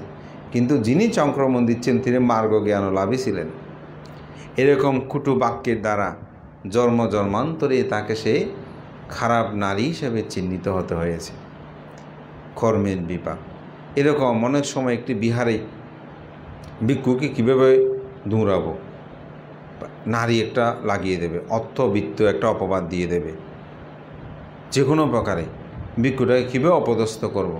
বিহারের ক্ষমতার লোভে, সম্পাদের লোভে, ক্ষমতার লোভে এরকম অনেক অপবাদ দেয়। যদি সত্য হয় সেটা অন্য কথা, কিন্তু মিথ্যা অপবাদ এটি দিয়ে আজকে প্রভু যে জীবনের প্রতি মানুষ উৎসাহ হারাচ্ছে। আমি যেহেতু মহাসভার আসলে দায়িত্বে ছিলাম, আমি সেরকম অনেক কিছু দেখেছি। বিষয়টা সামান্য, কিন্তু ভিক্ষুটাকে তাড়াতে হবে। কেন তাড়াতে হবে?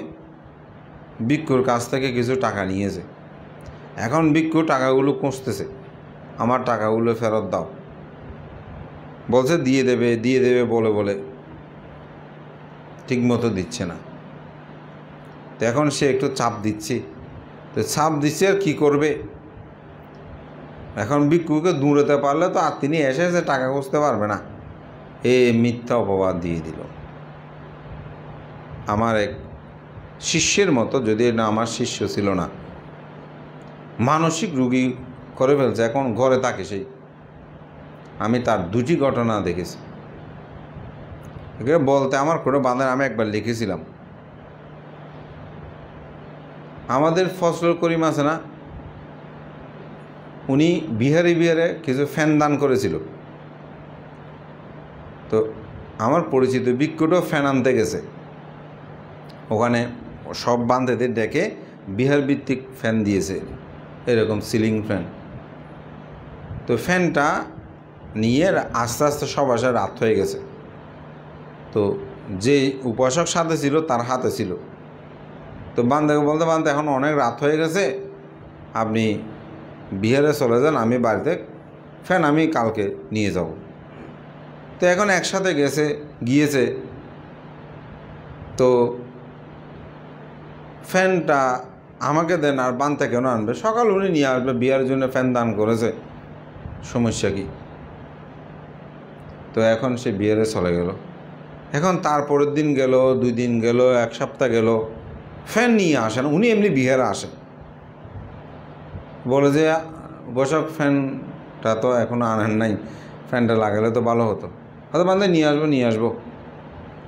তো কিছুদিন পরে আবার বলছে, বসক আপনি এতবার ফ্যানটা মনে থাকে না, হয়তো ফ্যান না আসলে কী হয়েছে।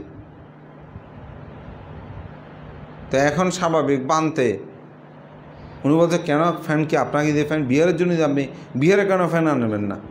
এটা নিয়ে দুজনের মধ্যে একটু কথা কাটাকাটি হলো। এখন ভিক্ষুটা আর সেখানে থাকতে পারেনি, সেখানে বিভিন্ন মারপেচ করে ভিক্ষু বানতে আমাকে বিহার থেকে বের হয়ে যেতে বলেছে, অমুক করেছে সমুক করেছে, এগুলো বলে একটা তার আত্মীয় স্বজন নিয়ে একটা দল করে ফেললো। তো অনেকটা গ্রাম দোপাটের মতন হয়ে যাচ্ছে। যখন আমাকে বললাম, আমি গ্রাম পাট করে থাকার কোনো দরকার নেই, এমন কি বিহার হয়েছে যেটা, চলে আসো। তো ভিক্ষুটা ওখান থেকে চলে, কিন্তু তার মানসিক এই যন্ত্রণা সে তো ভুলতে পারে না, অহেতুক। এখানে আমি কোনো মিথ্যা বলছি না, আমি নামসহ বলতে পারবো। তা আমি একদিন কোনো নাম উল্লেখ না করে শুধু ফেসবুকে লিখেছি, ওই দায়কের সাথে আবার আমার একবার কথা হয়েছে, বন্ধু আপনি এটা এভাবে লিখে দিয়েছেন কেন, এরকম বলতেছে আমাকে। তাহলে চিন্তা করে দেখেন, তো একজন ভিক্ষু ফ্যানটা দিয়েছে সরকারি একজন কর্মকর্তা, সেটা তার বাড়ির জন্য তো না। সে ফ্যানটা পরের দিন সকালে আনার কথা। তো এটা যদি ভিক্ষুটা বলতে যায়, তাহলে ভিক্ষু খারাপ হয়ে গেল। দান বাক্সের টাকা অমুক সমুক, যখন ভিক্ষুটা প্রতিবাদ করবে, কারণ 10 জনের টাকা, তখন সেই ভিক্ষুটা খারাপ। ভিক্ষুরা দোষ করলে দোষ, এটা অবশ্যই আমি বলবো সংশোধনের বিষয় সংশোধন করতে হবে। যেটা সংশোধনের বিষয় নয় সে ভিক্ষুকে ত্যাগ করতে হবে, আমি তার বিপক্ষে নয়। কিন্তু আপনাকে উপলব্ধি করতে হবে যে আমাদের ভিক্ষু সংঘতে যে ন্যায়বাদী কথা বলবে, সেটা কমিটি গঠন হবে, সেখানে ভিক্ষুকে জড়াবে। বানতে অনেক কানাগরি আর সভাপতির প্রস্তাব দিবেন, অন হইলে আরে ব্যাকুন সুবিধেও। তো উনি তো সবাই সমান, স্বয়ং সবাই দেয়, উনি কেন একজনের কথা শুনবে? উনি শুনল না, না আমি পারবো না, তখন এই বানতে আর হতানো নেই, এই বান দিবে ওই তো নয় আর।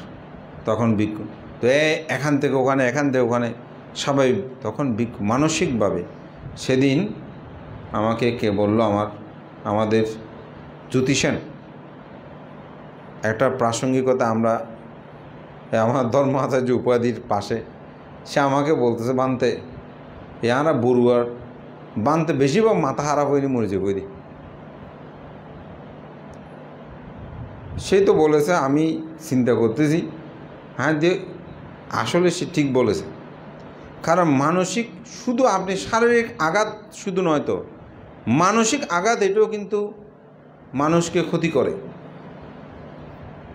এই চট্টগ্রাম বন্দর বৌদ্ধ বিহার, ওখানে আমাদের একজন MA পাস বুদ্ধিমিত্র ভিক্ষু ছিল, তাকে মানসিক টর্চারে এমনভাবে করেছে সে ডায়রিয়ায় মৃত্যুবরণ করেছে।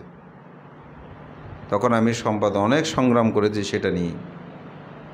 এইভাবে ভিক্ষু সংঘদের প্রতি শ্রমণ যারা প্রব্রজিত, তাদের প্রতি এরকম মানসিক যন্ত্রণা, নেতা হবে অমুক হবে সম্ভব, ভিক্ষুদের কাঁধের উপর বন্দি। কিছু দোষ ত্রুটি যে ভিক্ষুরা একেবারে দোয়া, আমি সেটা বলবো না, কিন্তু অনেকেই এরকম স্বীকার করে, যার কারণে আজকে আমাদের প্রব্রজিতের সংখ্যা কমে যাচ্ছে। আপনার অনেকগুলো বিহার এখন শূন্য। সেদিন একজন বান্দা বলছে অনেক বড় বিহারের জন্য ওদের লোক একটা ভিক্ষু দেখো তুমি একটা ঠিক করো, কিন্তু আমি ওই বিহারের জন্য সেই ধরনের একটা বিহার হলে উপযুক্ত ভিক্ষু লাগবে, তো অনুপযুক্ত না, অর্থাৎ মানানসই হতে হবে, এত দায়ক আছে এরকম, কিন্তু আমি খুঁজে পাচ্ছি না। কারণ যেখানে যে ভিক্ষুরা মোটামুটি অবস্থা না, ওনাদেরকে দায়করা ছাড়তে চায় না। স্বাভাবিকভাবে ভিক্ষু পাওয়াটা এখন কঠিন।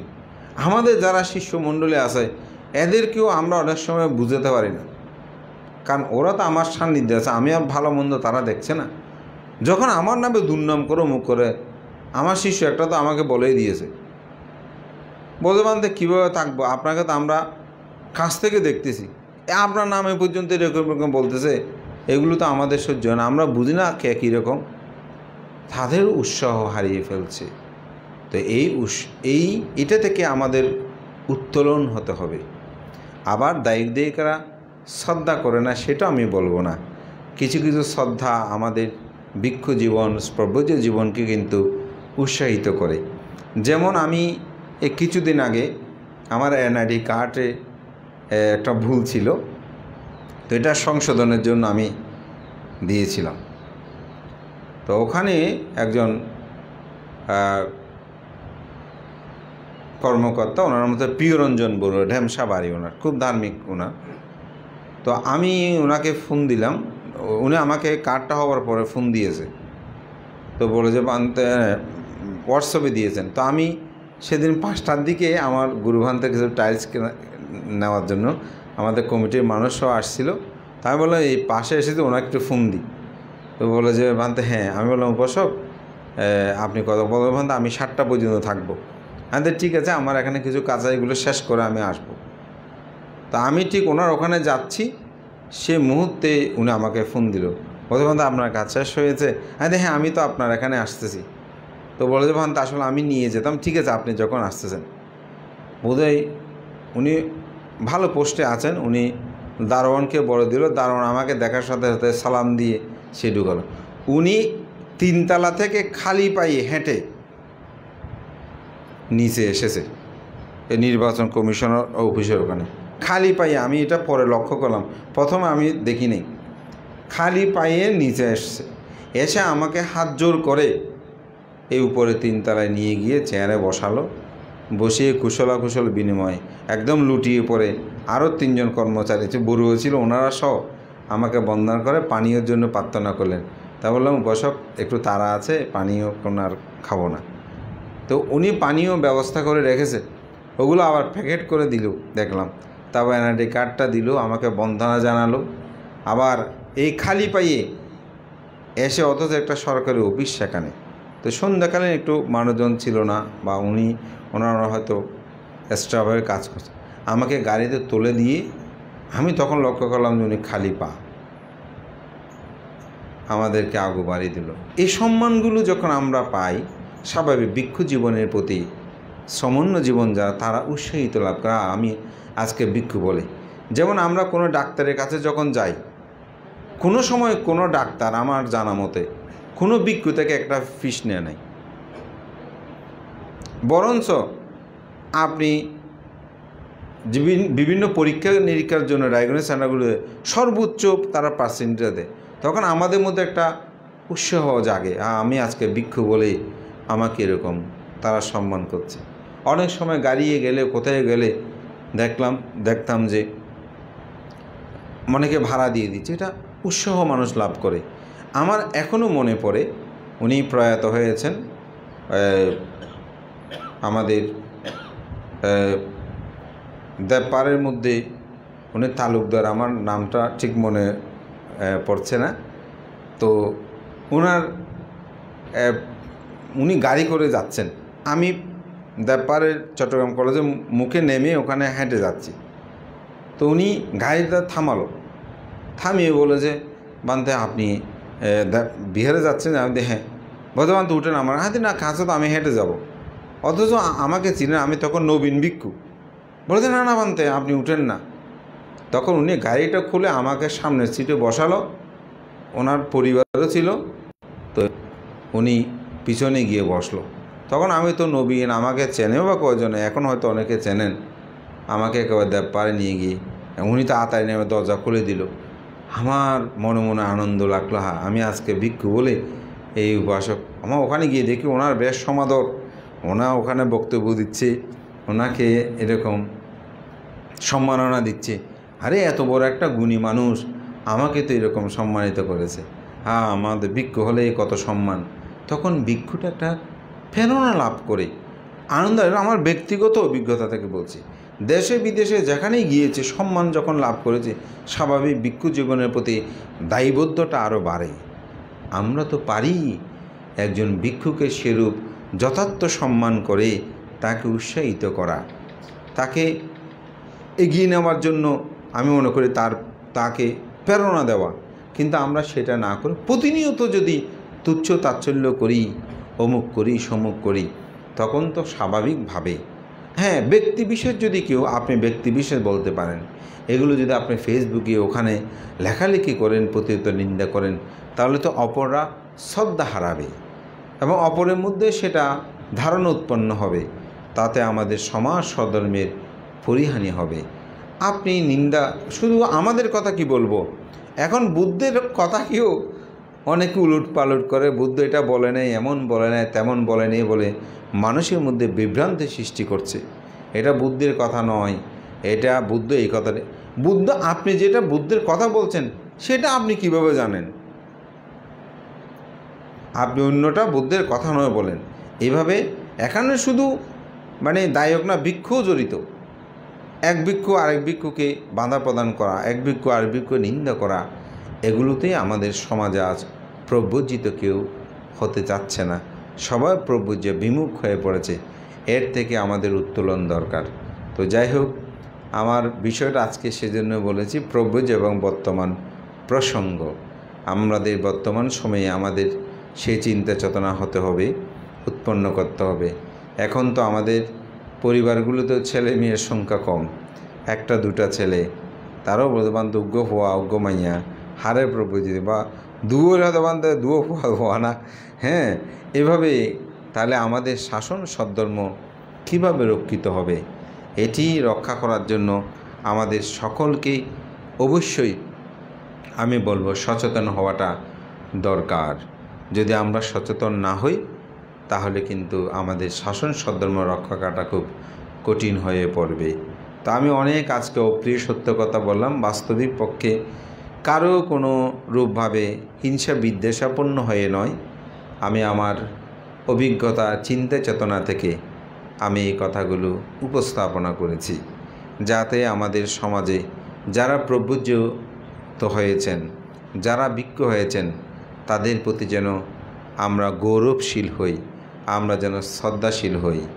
আপনারা যদি গভীরভাবে একটু চিন্তা করে দেখবেন, আপনাদের ছেলে মেয়েগুলো 7 দিনের জন্য হলে মা বাবা কেমন করে, কতবার বিহারে আসে, সারা বছরে মিলে আসে না, সারা বছর মিলে 7 বার আসে কিনা সন্দেহ।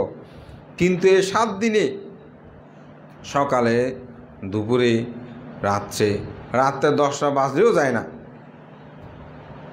অথবা 9:30 বান্ধব দরজা বাঁধি তো জন্মে হয়তো না, একখানা ফরঙ্গ একখানা হতা হতি। তাহলে দেখেন এই 7 দিন কেমন। অন্যান্য যারা সন্তান, তাদের মা বাবাও তো সে দরিদ্র হোক ধনী হোক, সন্তান তো সবার কাছে সমান, ঠিক না? তাহলে তারা যদি সেভাবে ত্যাগ করতে পারে, তাহলে কেন আমরা আমাদের বিজ্ঞ সঙ্গদের প্রতি আমার সন্তান মনে করে তাকে আমরা রক্ষা করব না? কারণ একটা ভিক্ষু একটা শ্রমণকে রক্ষা করতে আমি মনে করি, যেমন আমাদের এখানে যেটা উপাসিকা আছেন, আমাদের এখানে এই পর্যন্ত যত শ্রমণ ওনার স্কুলে ভর্তি হয়েছে, কোনো সময় উনি বেতন নেন, ওনার নিজে থেকে বেতন দিয়ে দিয়েছেন শিক্ষক, অথচ ওখানে বেতন দিতে হয়। আমি যতটুকু জেনেছি ওনার নিজে থেকে বেতন, উনি ওনাদেরকে পড়ায় কোনো দিন একটা মানে কোনোরূপ উনি বেতন নেয় নাই, প্রাইভেট পড়ায় যেও, যেটা সত্যি কথা। তাহলে আমি নিজের শ্রমণদেরকে বলতে যে তোমরা উৎসাহিত হবে। দেখো তোমরা শ্রমণ বলে এরকম, আমার ওখানে একটা শ্রমণ সেই বয়স হয়েছে কিন্তু লেখাপড়া মোটেই করে নেই। তো শেষে বললাম যে একে তো অন্ধ করে রাখা যাবে না, এখন তাকে একটু লেখাপড়া করালে তো ভালো হয়। তো ওদের সাথে সবাই পরামর্শ করে, সত্যি কথা বলতে ওর বয়স এখন 14 হবে না, 14 বছর বয়সে এখন কে দেখিয়ে দিয়েছে কি জানি, আমার কাছে নিয়ে আসছে ওর মা। আমি চিনি না, বদবান্তে আমার এই সমস্যা, আমার ছেলেটাকে আপনি রাখেন না।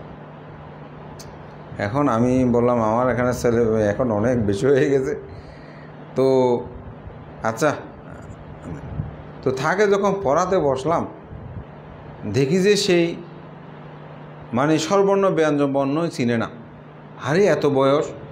তা আমার ওখানে একটা ছেলে ছিল, সেই তাকে নাকি বলছে তুই মূর্খ।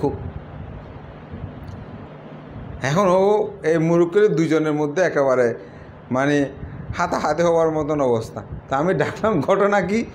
বলো যে এই সমস্যা আমাকে মূর্খ ডেকেছে। ও আচ্ছা আচ্ছা। তো আমি ডাকলাম, আমি তাকে বললাম তুমি তো অন্ধ। এখন ও ডাকছে মূর্খ, আমি ডাকলাম তাকে অন্ধ। বলছেন তো কিসের অন্ধ, আমি তো সব দেখি। সে কিন্তু আবার ছটপটে কথা বলে। আমি না তুমি অন্ধ তো, হয়তো কোথায় দেখি এটা কী বলো তো। এখন সেই মানে ক ক গ গ এগুলোও ভালো, দেখছো তুমি এগুলো পড়তে পারতো না, যে এই জন্য তোমাকে বলছি অন্ধ। তো তাকে আমরা উৎসাহিত করলাম, সে এখন মোটামুটি পড়াটা অনেকটা অগ্রসর হয়েছে। আমাদের ওখানে একটা স্কুল আছে, ওখানে আমি ছোটো বান থেকে পাঠিয়ে বললাম যে ওর এই সমস্যা, অন্তর্ভুক্ত স্কুলে আসা যাওয়া না করলে সে আসলে এখানে বিহারে যতই তাকে পড়ায় না কেন না। তো ঠিকই ওনারা আমাদেরকে সহযোগিতা করেছে। ওখানে এক শিক্ষক শিক্ষিকা, উনি ওর সব বেতন, শুধু আমরা ভক্তিটা করে দিয়েছি 3400 টাকা না কত মনে হয়। আমি তখন দেশেও ছিলাম না, এসে ছোটো বান্ধবের টাকাগুলো দিয়েছি যে, তো উনি প্রতি মাসে বেতনটা দিচ্ছে। তাহলে আমি বলবো যে সেই একদিন রাতের প্রায় 1টা 12:30 1টা হবে, শব্দ হচ্ছে। আমি কিরে এতক্ষণ কেন শব্দ হচ্ছে? আমি আমার দরজাটাকে বের হয়ে দেখতেছি সে পড়তেছে। তো পড়াচ্ছে একটু লিখে বেশি সেই। তা আমি কি তোমার না আমাকে ম্যাডাম এরকম পড়া দিয়েছে তো এগুলো পড়তেছে। আর এখন কয়টা বাজে? দেন আমি অনেকক্ষণ পড়বো। আমার খুব ভালো লাগলো। তা আমি ওকে বললাম, তুমি রাত জেগে না পড়ে সকালে ভোর উঠে পড়ো, এটা বেশি ভালো হবে। তো সে কিন্তু খুব চেষ্টা করে, অনেক ভালো হয়েছে ওরা বলছে। তো এখন আসলে আমি এখনও ওর মাটাকেও আমি ঠিকমতো মানে বাড়ি এমনি রাঙামাটি এরকম বলছে, কিন্তু ওদের মুষ্টি আমি কিছু এখনও ভালোভাবে চিনি না। উনি আমাকে দিয়ে গেছে, মাঝে মধ্যে আমাকে কয়েকবার ফোন করেছে, আমি কথা বলতে পারি না যে এক এক সময় বলে। তো বোধহয় এখন এখানে আমার ছোটো বান্ধবী কারো নাম্বারটা আমরা নিয়েছে, ওখানে যোগাযোগ করে এসে মাঝে মধ্যে দেখে যায়। কিন্তু এটা আমাদের সমাজের একটা সন্তান, সে যে এখন পড়তে পারতেছে, আমি মনে করি তার মধ্যে যে একটা ধর্ম জ্ঞান হচ্ছে। এবং আরেকটি কথা, এটা আমি এখন তো অনলাইন কি বলবো, মানে তার কিছু চলাফেরার মধ্যে ব্যতিক্রম ছিল জিনিসপত্র নিয়ে। অবাক করার বিষয়, সে এখন একটা জিনিস এরকম পরে থাকলেও সে ধরে না।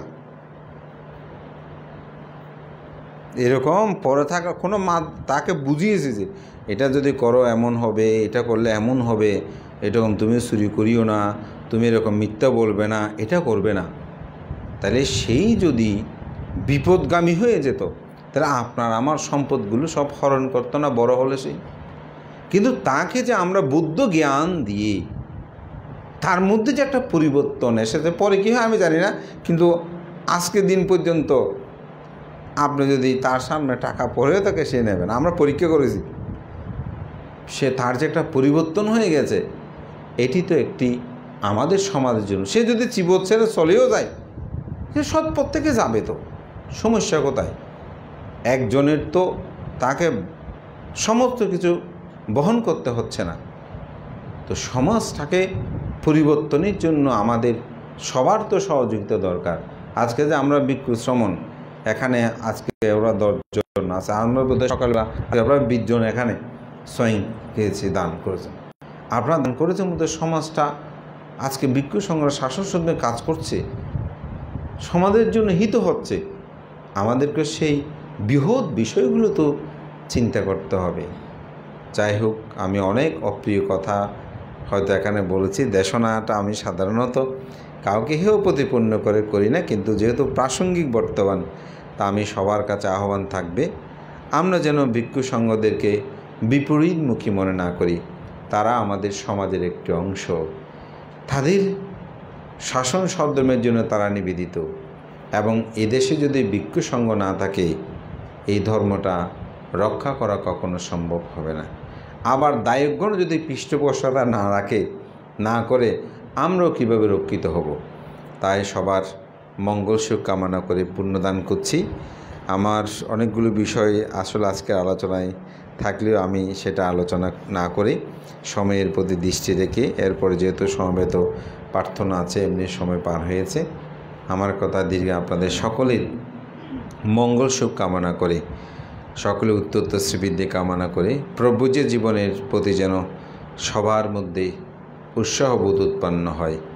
এবং সাথে সাথে যারা ভিক্ষু সংঘ আছে তাদেরকেও বলবো, বুদ্ধির কথায় আমরা আমাদের জীবনের দুঃখ থেকে মুক্তি লাভের জন্য ভিক্ষু হয়েছি। সুতরাং দায়ক, দায়িকা, উপাসক, উপাসিকা যে যত কথা বলবে বলুক না কেন, আমাদেরকে উপেক্ষা রাখতে হবে। কারণ উপেক্ষায় আমাদেরকে চিন্তা করতে হবে, আমি অন্য কারো লাভ সংস্কারের জন্য, পূজার জন্য আমি ভিক্ষু হয়নি। আমার ভিক্ষু হওয়ার কারণ হচ্ছে দুঃখ মুক্তির জন্য। তা আমি যদি দুঃখ মুক্তির জন্য ভিক্ষু হই, তাহলে আমাকে অপরে যে নিন্দা করবে, প্রশংসা করবে, এগুলোতে যেন আমি ভ্রুক্ষেপ না করি, এগুলোকে যেন আমি উপেক্ষা করি। তবেই আমার পবিত্র ভিক্ষু জীবনের পূর্ণতা সাধিত হবে। সবার কাছে আহ্বান রাখবো, আপনারা ভিক্ষু সঙ্গের সুখে সুখে হবেন, দুঃখে দুঃখে হবেন। একজন উপাসক উপাসিকার 10বিধ গুণের মধ্যে একটি গুণ ভিক্ষু সঙ্গের সুখে সুখে হওয়া, দুঃখে দুঃখে হওয়া। তা আমিও সেই প্রত্যয়ে আমাদের পতেঙ্গায় সাক্ষ্যমণি বৌদ্ধবিহার ধ্যান কেন্দ্রে আমরা এই প্রভুজিয়া অনুষ্ঠান আমরা শুরু করেছি, এটা প্রথম। তো এখানেও আমাদের অনেক যারা এখানে ছোট অনেকেই কলেজে পড়ে, অনেকে স্কুলে পড়ে, তারাও এখানে অংশগ্রহণ করেছে। তো যারা পিতামাতারা আপনারা তাদেরকে উৎসাহিত করেছেন, আমি মনে করি খুব ভালো করেছেন। তাতে কি হবে, তাতে তাদের মধ্যে একটি চেতনা জাগ্রত হবে, তাদের মধ্যে একটা আনন্দ উৎপন্ন হবে এবং তারা ভবিষ্যতে শাসন সদম রক্ষার ক্ষেত্রে ভূমিকা রাখবে। গৃহী জীবনে চলে গেলেও ভিক্ষু জীবনে, শ্রমণ্য জীবনের প্রতি তাদের উৎসাহ সৃষ্টি হবে। সবাইকে আশীর্বাদ ও পুণ্য দান করে, সবার উত্তর সুবিধে কামনা করে আমার নাতি দীর্ঘ ধর্মকথা সাথে বর্তমান সমাজ কথা এখানে শেষ করছি। জগতের সকল প্রাণী সুখী হোক। ও এখন আমরা আমাদের আজকে বিশেষ করে আমাদের পতঙ্গস্থ আমাদের সৈকত নিবাসের বিশিষ্ট শ্রদ্ধমান উপাসক বাবু সুকেশ রঞ্জন বড়ুয়া এবং ওনার সহধর্মিণী আমাদের গৌতমী বিশাখা সমিতির সাধারণ সম্পাদক লিখা বড়ুয়া এবং তাদের পুত্র দুর্জয় বড়ুয়া এবং তাদের কন্যা অপরাজিতা বড়ুয়া, তাদেরই উদ্যোগে আজকে বিকালবেলার তাদের প্রয়াত পিতা নিহার রঞ্জন বড়ুয়া, প্রাক্তন প্রধান শিক্ষক, প্রয়াত আমাদের শ্বশুর ফণীন্দ্রলাল বড়ুয়া এবং প্রয়াত শাশুড়ি চারুবালা বড়ুয়ার স্মরণে আজকে পানীয় সংবাদান অষ্টপুরস্কার দানকর্ম সম্পাদন করেছেন। আমি তাদের সকলকে আশীর্বাদ পুণ্যদান করছি এবং তাদের জ্ঞাতিগণকে আমাদের সংঘের পক্ষ থেকে পুণ্যদান করছি আপনারা এবং তা উৎসর্গ করার জন্য সকলেই প্রথমে 3 বার সাধুবাদান্তে আমাদের পুণ্যদান অনুমোদন করুন এবং 3 বার নামোদস্যা বলি তথাগত বুদ্ধকে বন্দনা উৎসর্গ করার জন্য। নমো তস্যা ভগবতো অরহতো সম্মা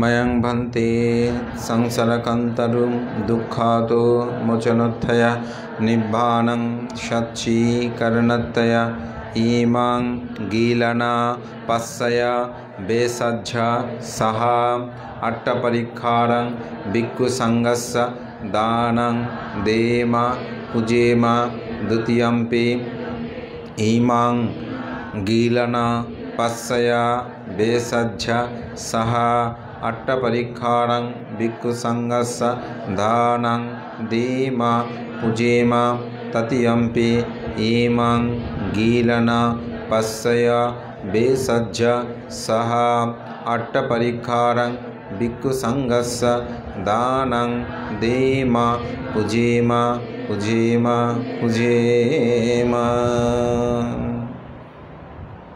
আমরা সমবেত প্রার্থনাটা করি সংক্ষিপ্তভাবে।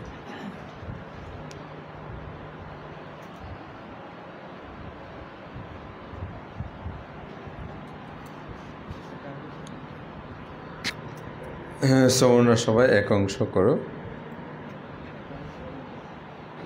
কেন করে শিখে দাও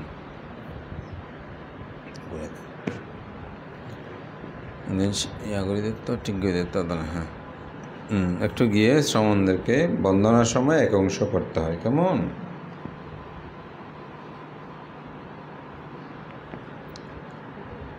তাড়াতাড়ি এখন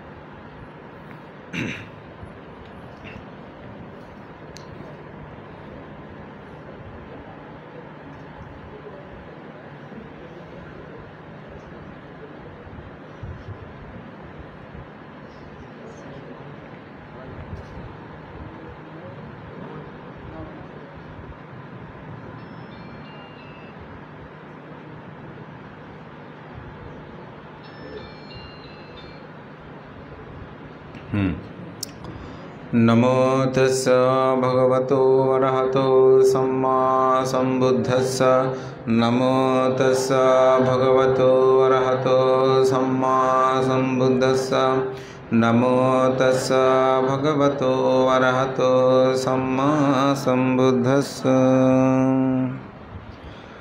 बुद्धं बन्धामि धम्मं बन्धामि संघं बन्धामि अहं बन्धामि सम्बुद्धं द्वितीयम्पि बुद्धं बन्धामि धम्मं बन्धामि संघं बन्धामि अहं बन्धामि सम्बुद्धं तृतीयम्पि बुद्धं बन्धामि धम्मं बन्धामि संघं बन्धामि अहं बन्धामि सम्बुद्धम् इत्यपि भगवायरहं सम्मा सम्बुद्धो बीजाचरणसम्पन्नो सुगतो लोकविं अनुत्तरो पुरुषधम्मसारथि सतदेवमनुसानं बुद्धो भगवान् स्वाकातो भगवत धम्मो सन्दिटिको यकालिं एहि पासिको योपान्नायिको पाचथं भेदितव्यं सुपटिपन्नो भगवतो सावकसङ्गो उजुपटिपन्नो भगवतो यायापटिपन्नो भगवतो सावकसङ्गो सामीसे पटिपन्नो भगवतो सावकं यादिधं सत्तानि पुरुषयोगानि आट्टपुरुषपुग्गला एषा भगवतो सावकसङ्गो आहुनीय पाहुनीय दाक्षिणीय अञ्जलिकरणीय अनुत्तरं पुण्यकेतं लोकसतीं वन्दामि सत्यं सब्बं सब्बटनेषु पठितिकं शारीरिकधातु महाबोधिं बुद्धरूपं सकलं सदम् वर्णगन्धगुणपेतं एतं कुसुमसन्तन् पूजायामि मुनिन्दस्य शिरे पादो सरोरहि पूजे मे बुद्धं कुसुमेन तेन पुण्येन मे तेन सहोतमुखं पुष्पं मिलायाति याताइदं कायो तथायाति विनाशभावं गणसरपदितेन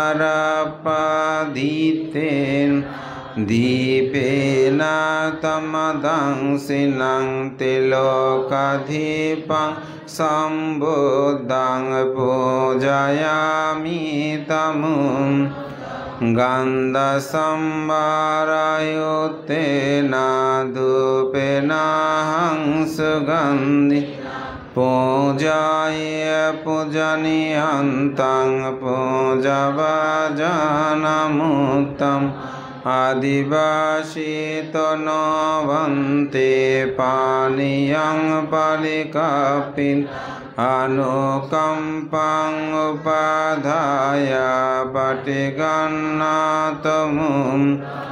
इमाया धम्मानुधम्मा पटिपत्तिय बुद्धं पूजेमि धम्मं पूजेमि संघं पूजेमि आदायि माया धम्मानुधम्मा पटिपत्तिय जाति जरा व्याधि मरधम्मा परिमुस्य समीते साधु साधु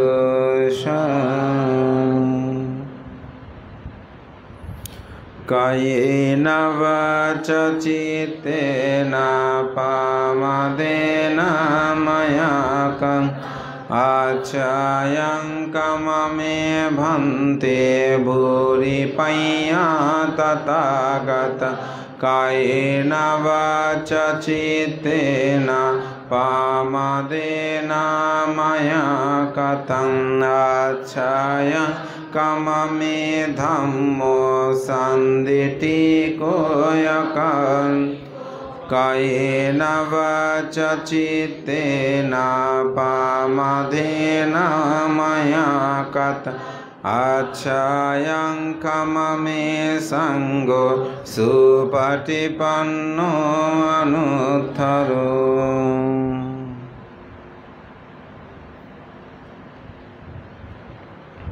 मैं আবার পুণ্যদান করেন।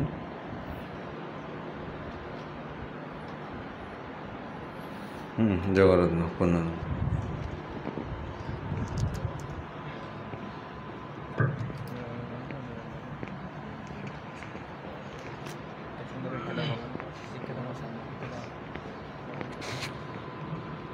ईदं मे यत्नं हतो सुखिता हन्तु यातयो ईदं मे यत्नं हतो सुखिता हन्तु यातयो ईदं मे यत्नं हतो सुखिता हन्तु यातयो उन्नामि युदकं वट्टं तदिन्नं भवस्सति एवमेव एतदिन्नं प्रेतानां उपकपति यथा वारिवः पुरा परिपुरन्ते सागरम् एवमेव एतदिन्नं प्रेतानां उपकपति यथा वतस्यमेहि सम्पदं पुण्यसम्पदं सभ्य देवा सभ्य सत्ता सभ्य भूतायनुमोदन्तु सभ्य सम्पत्ति अकसट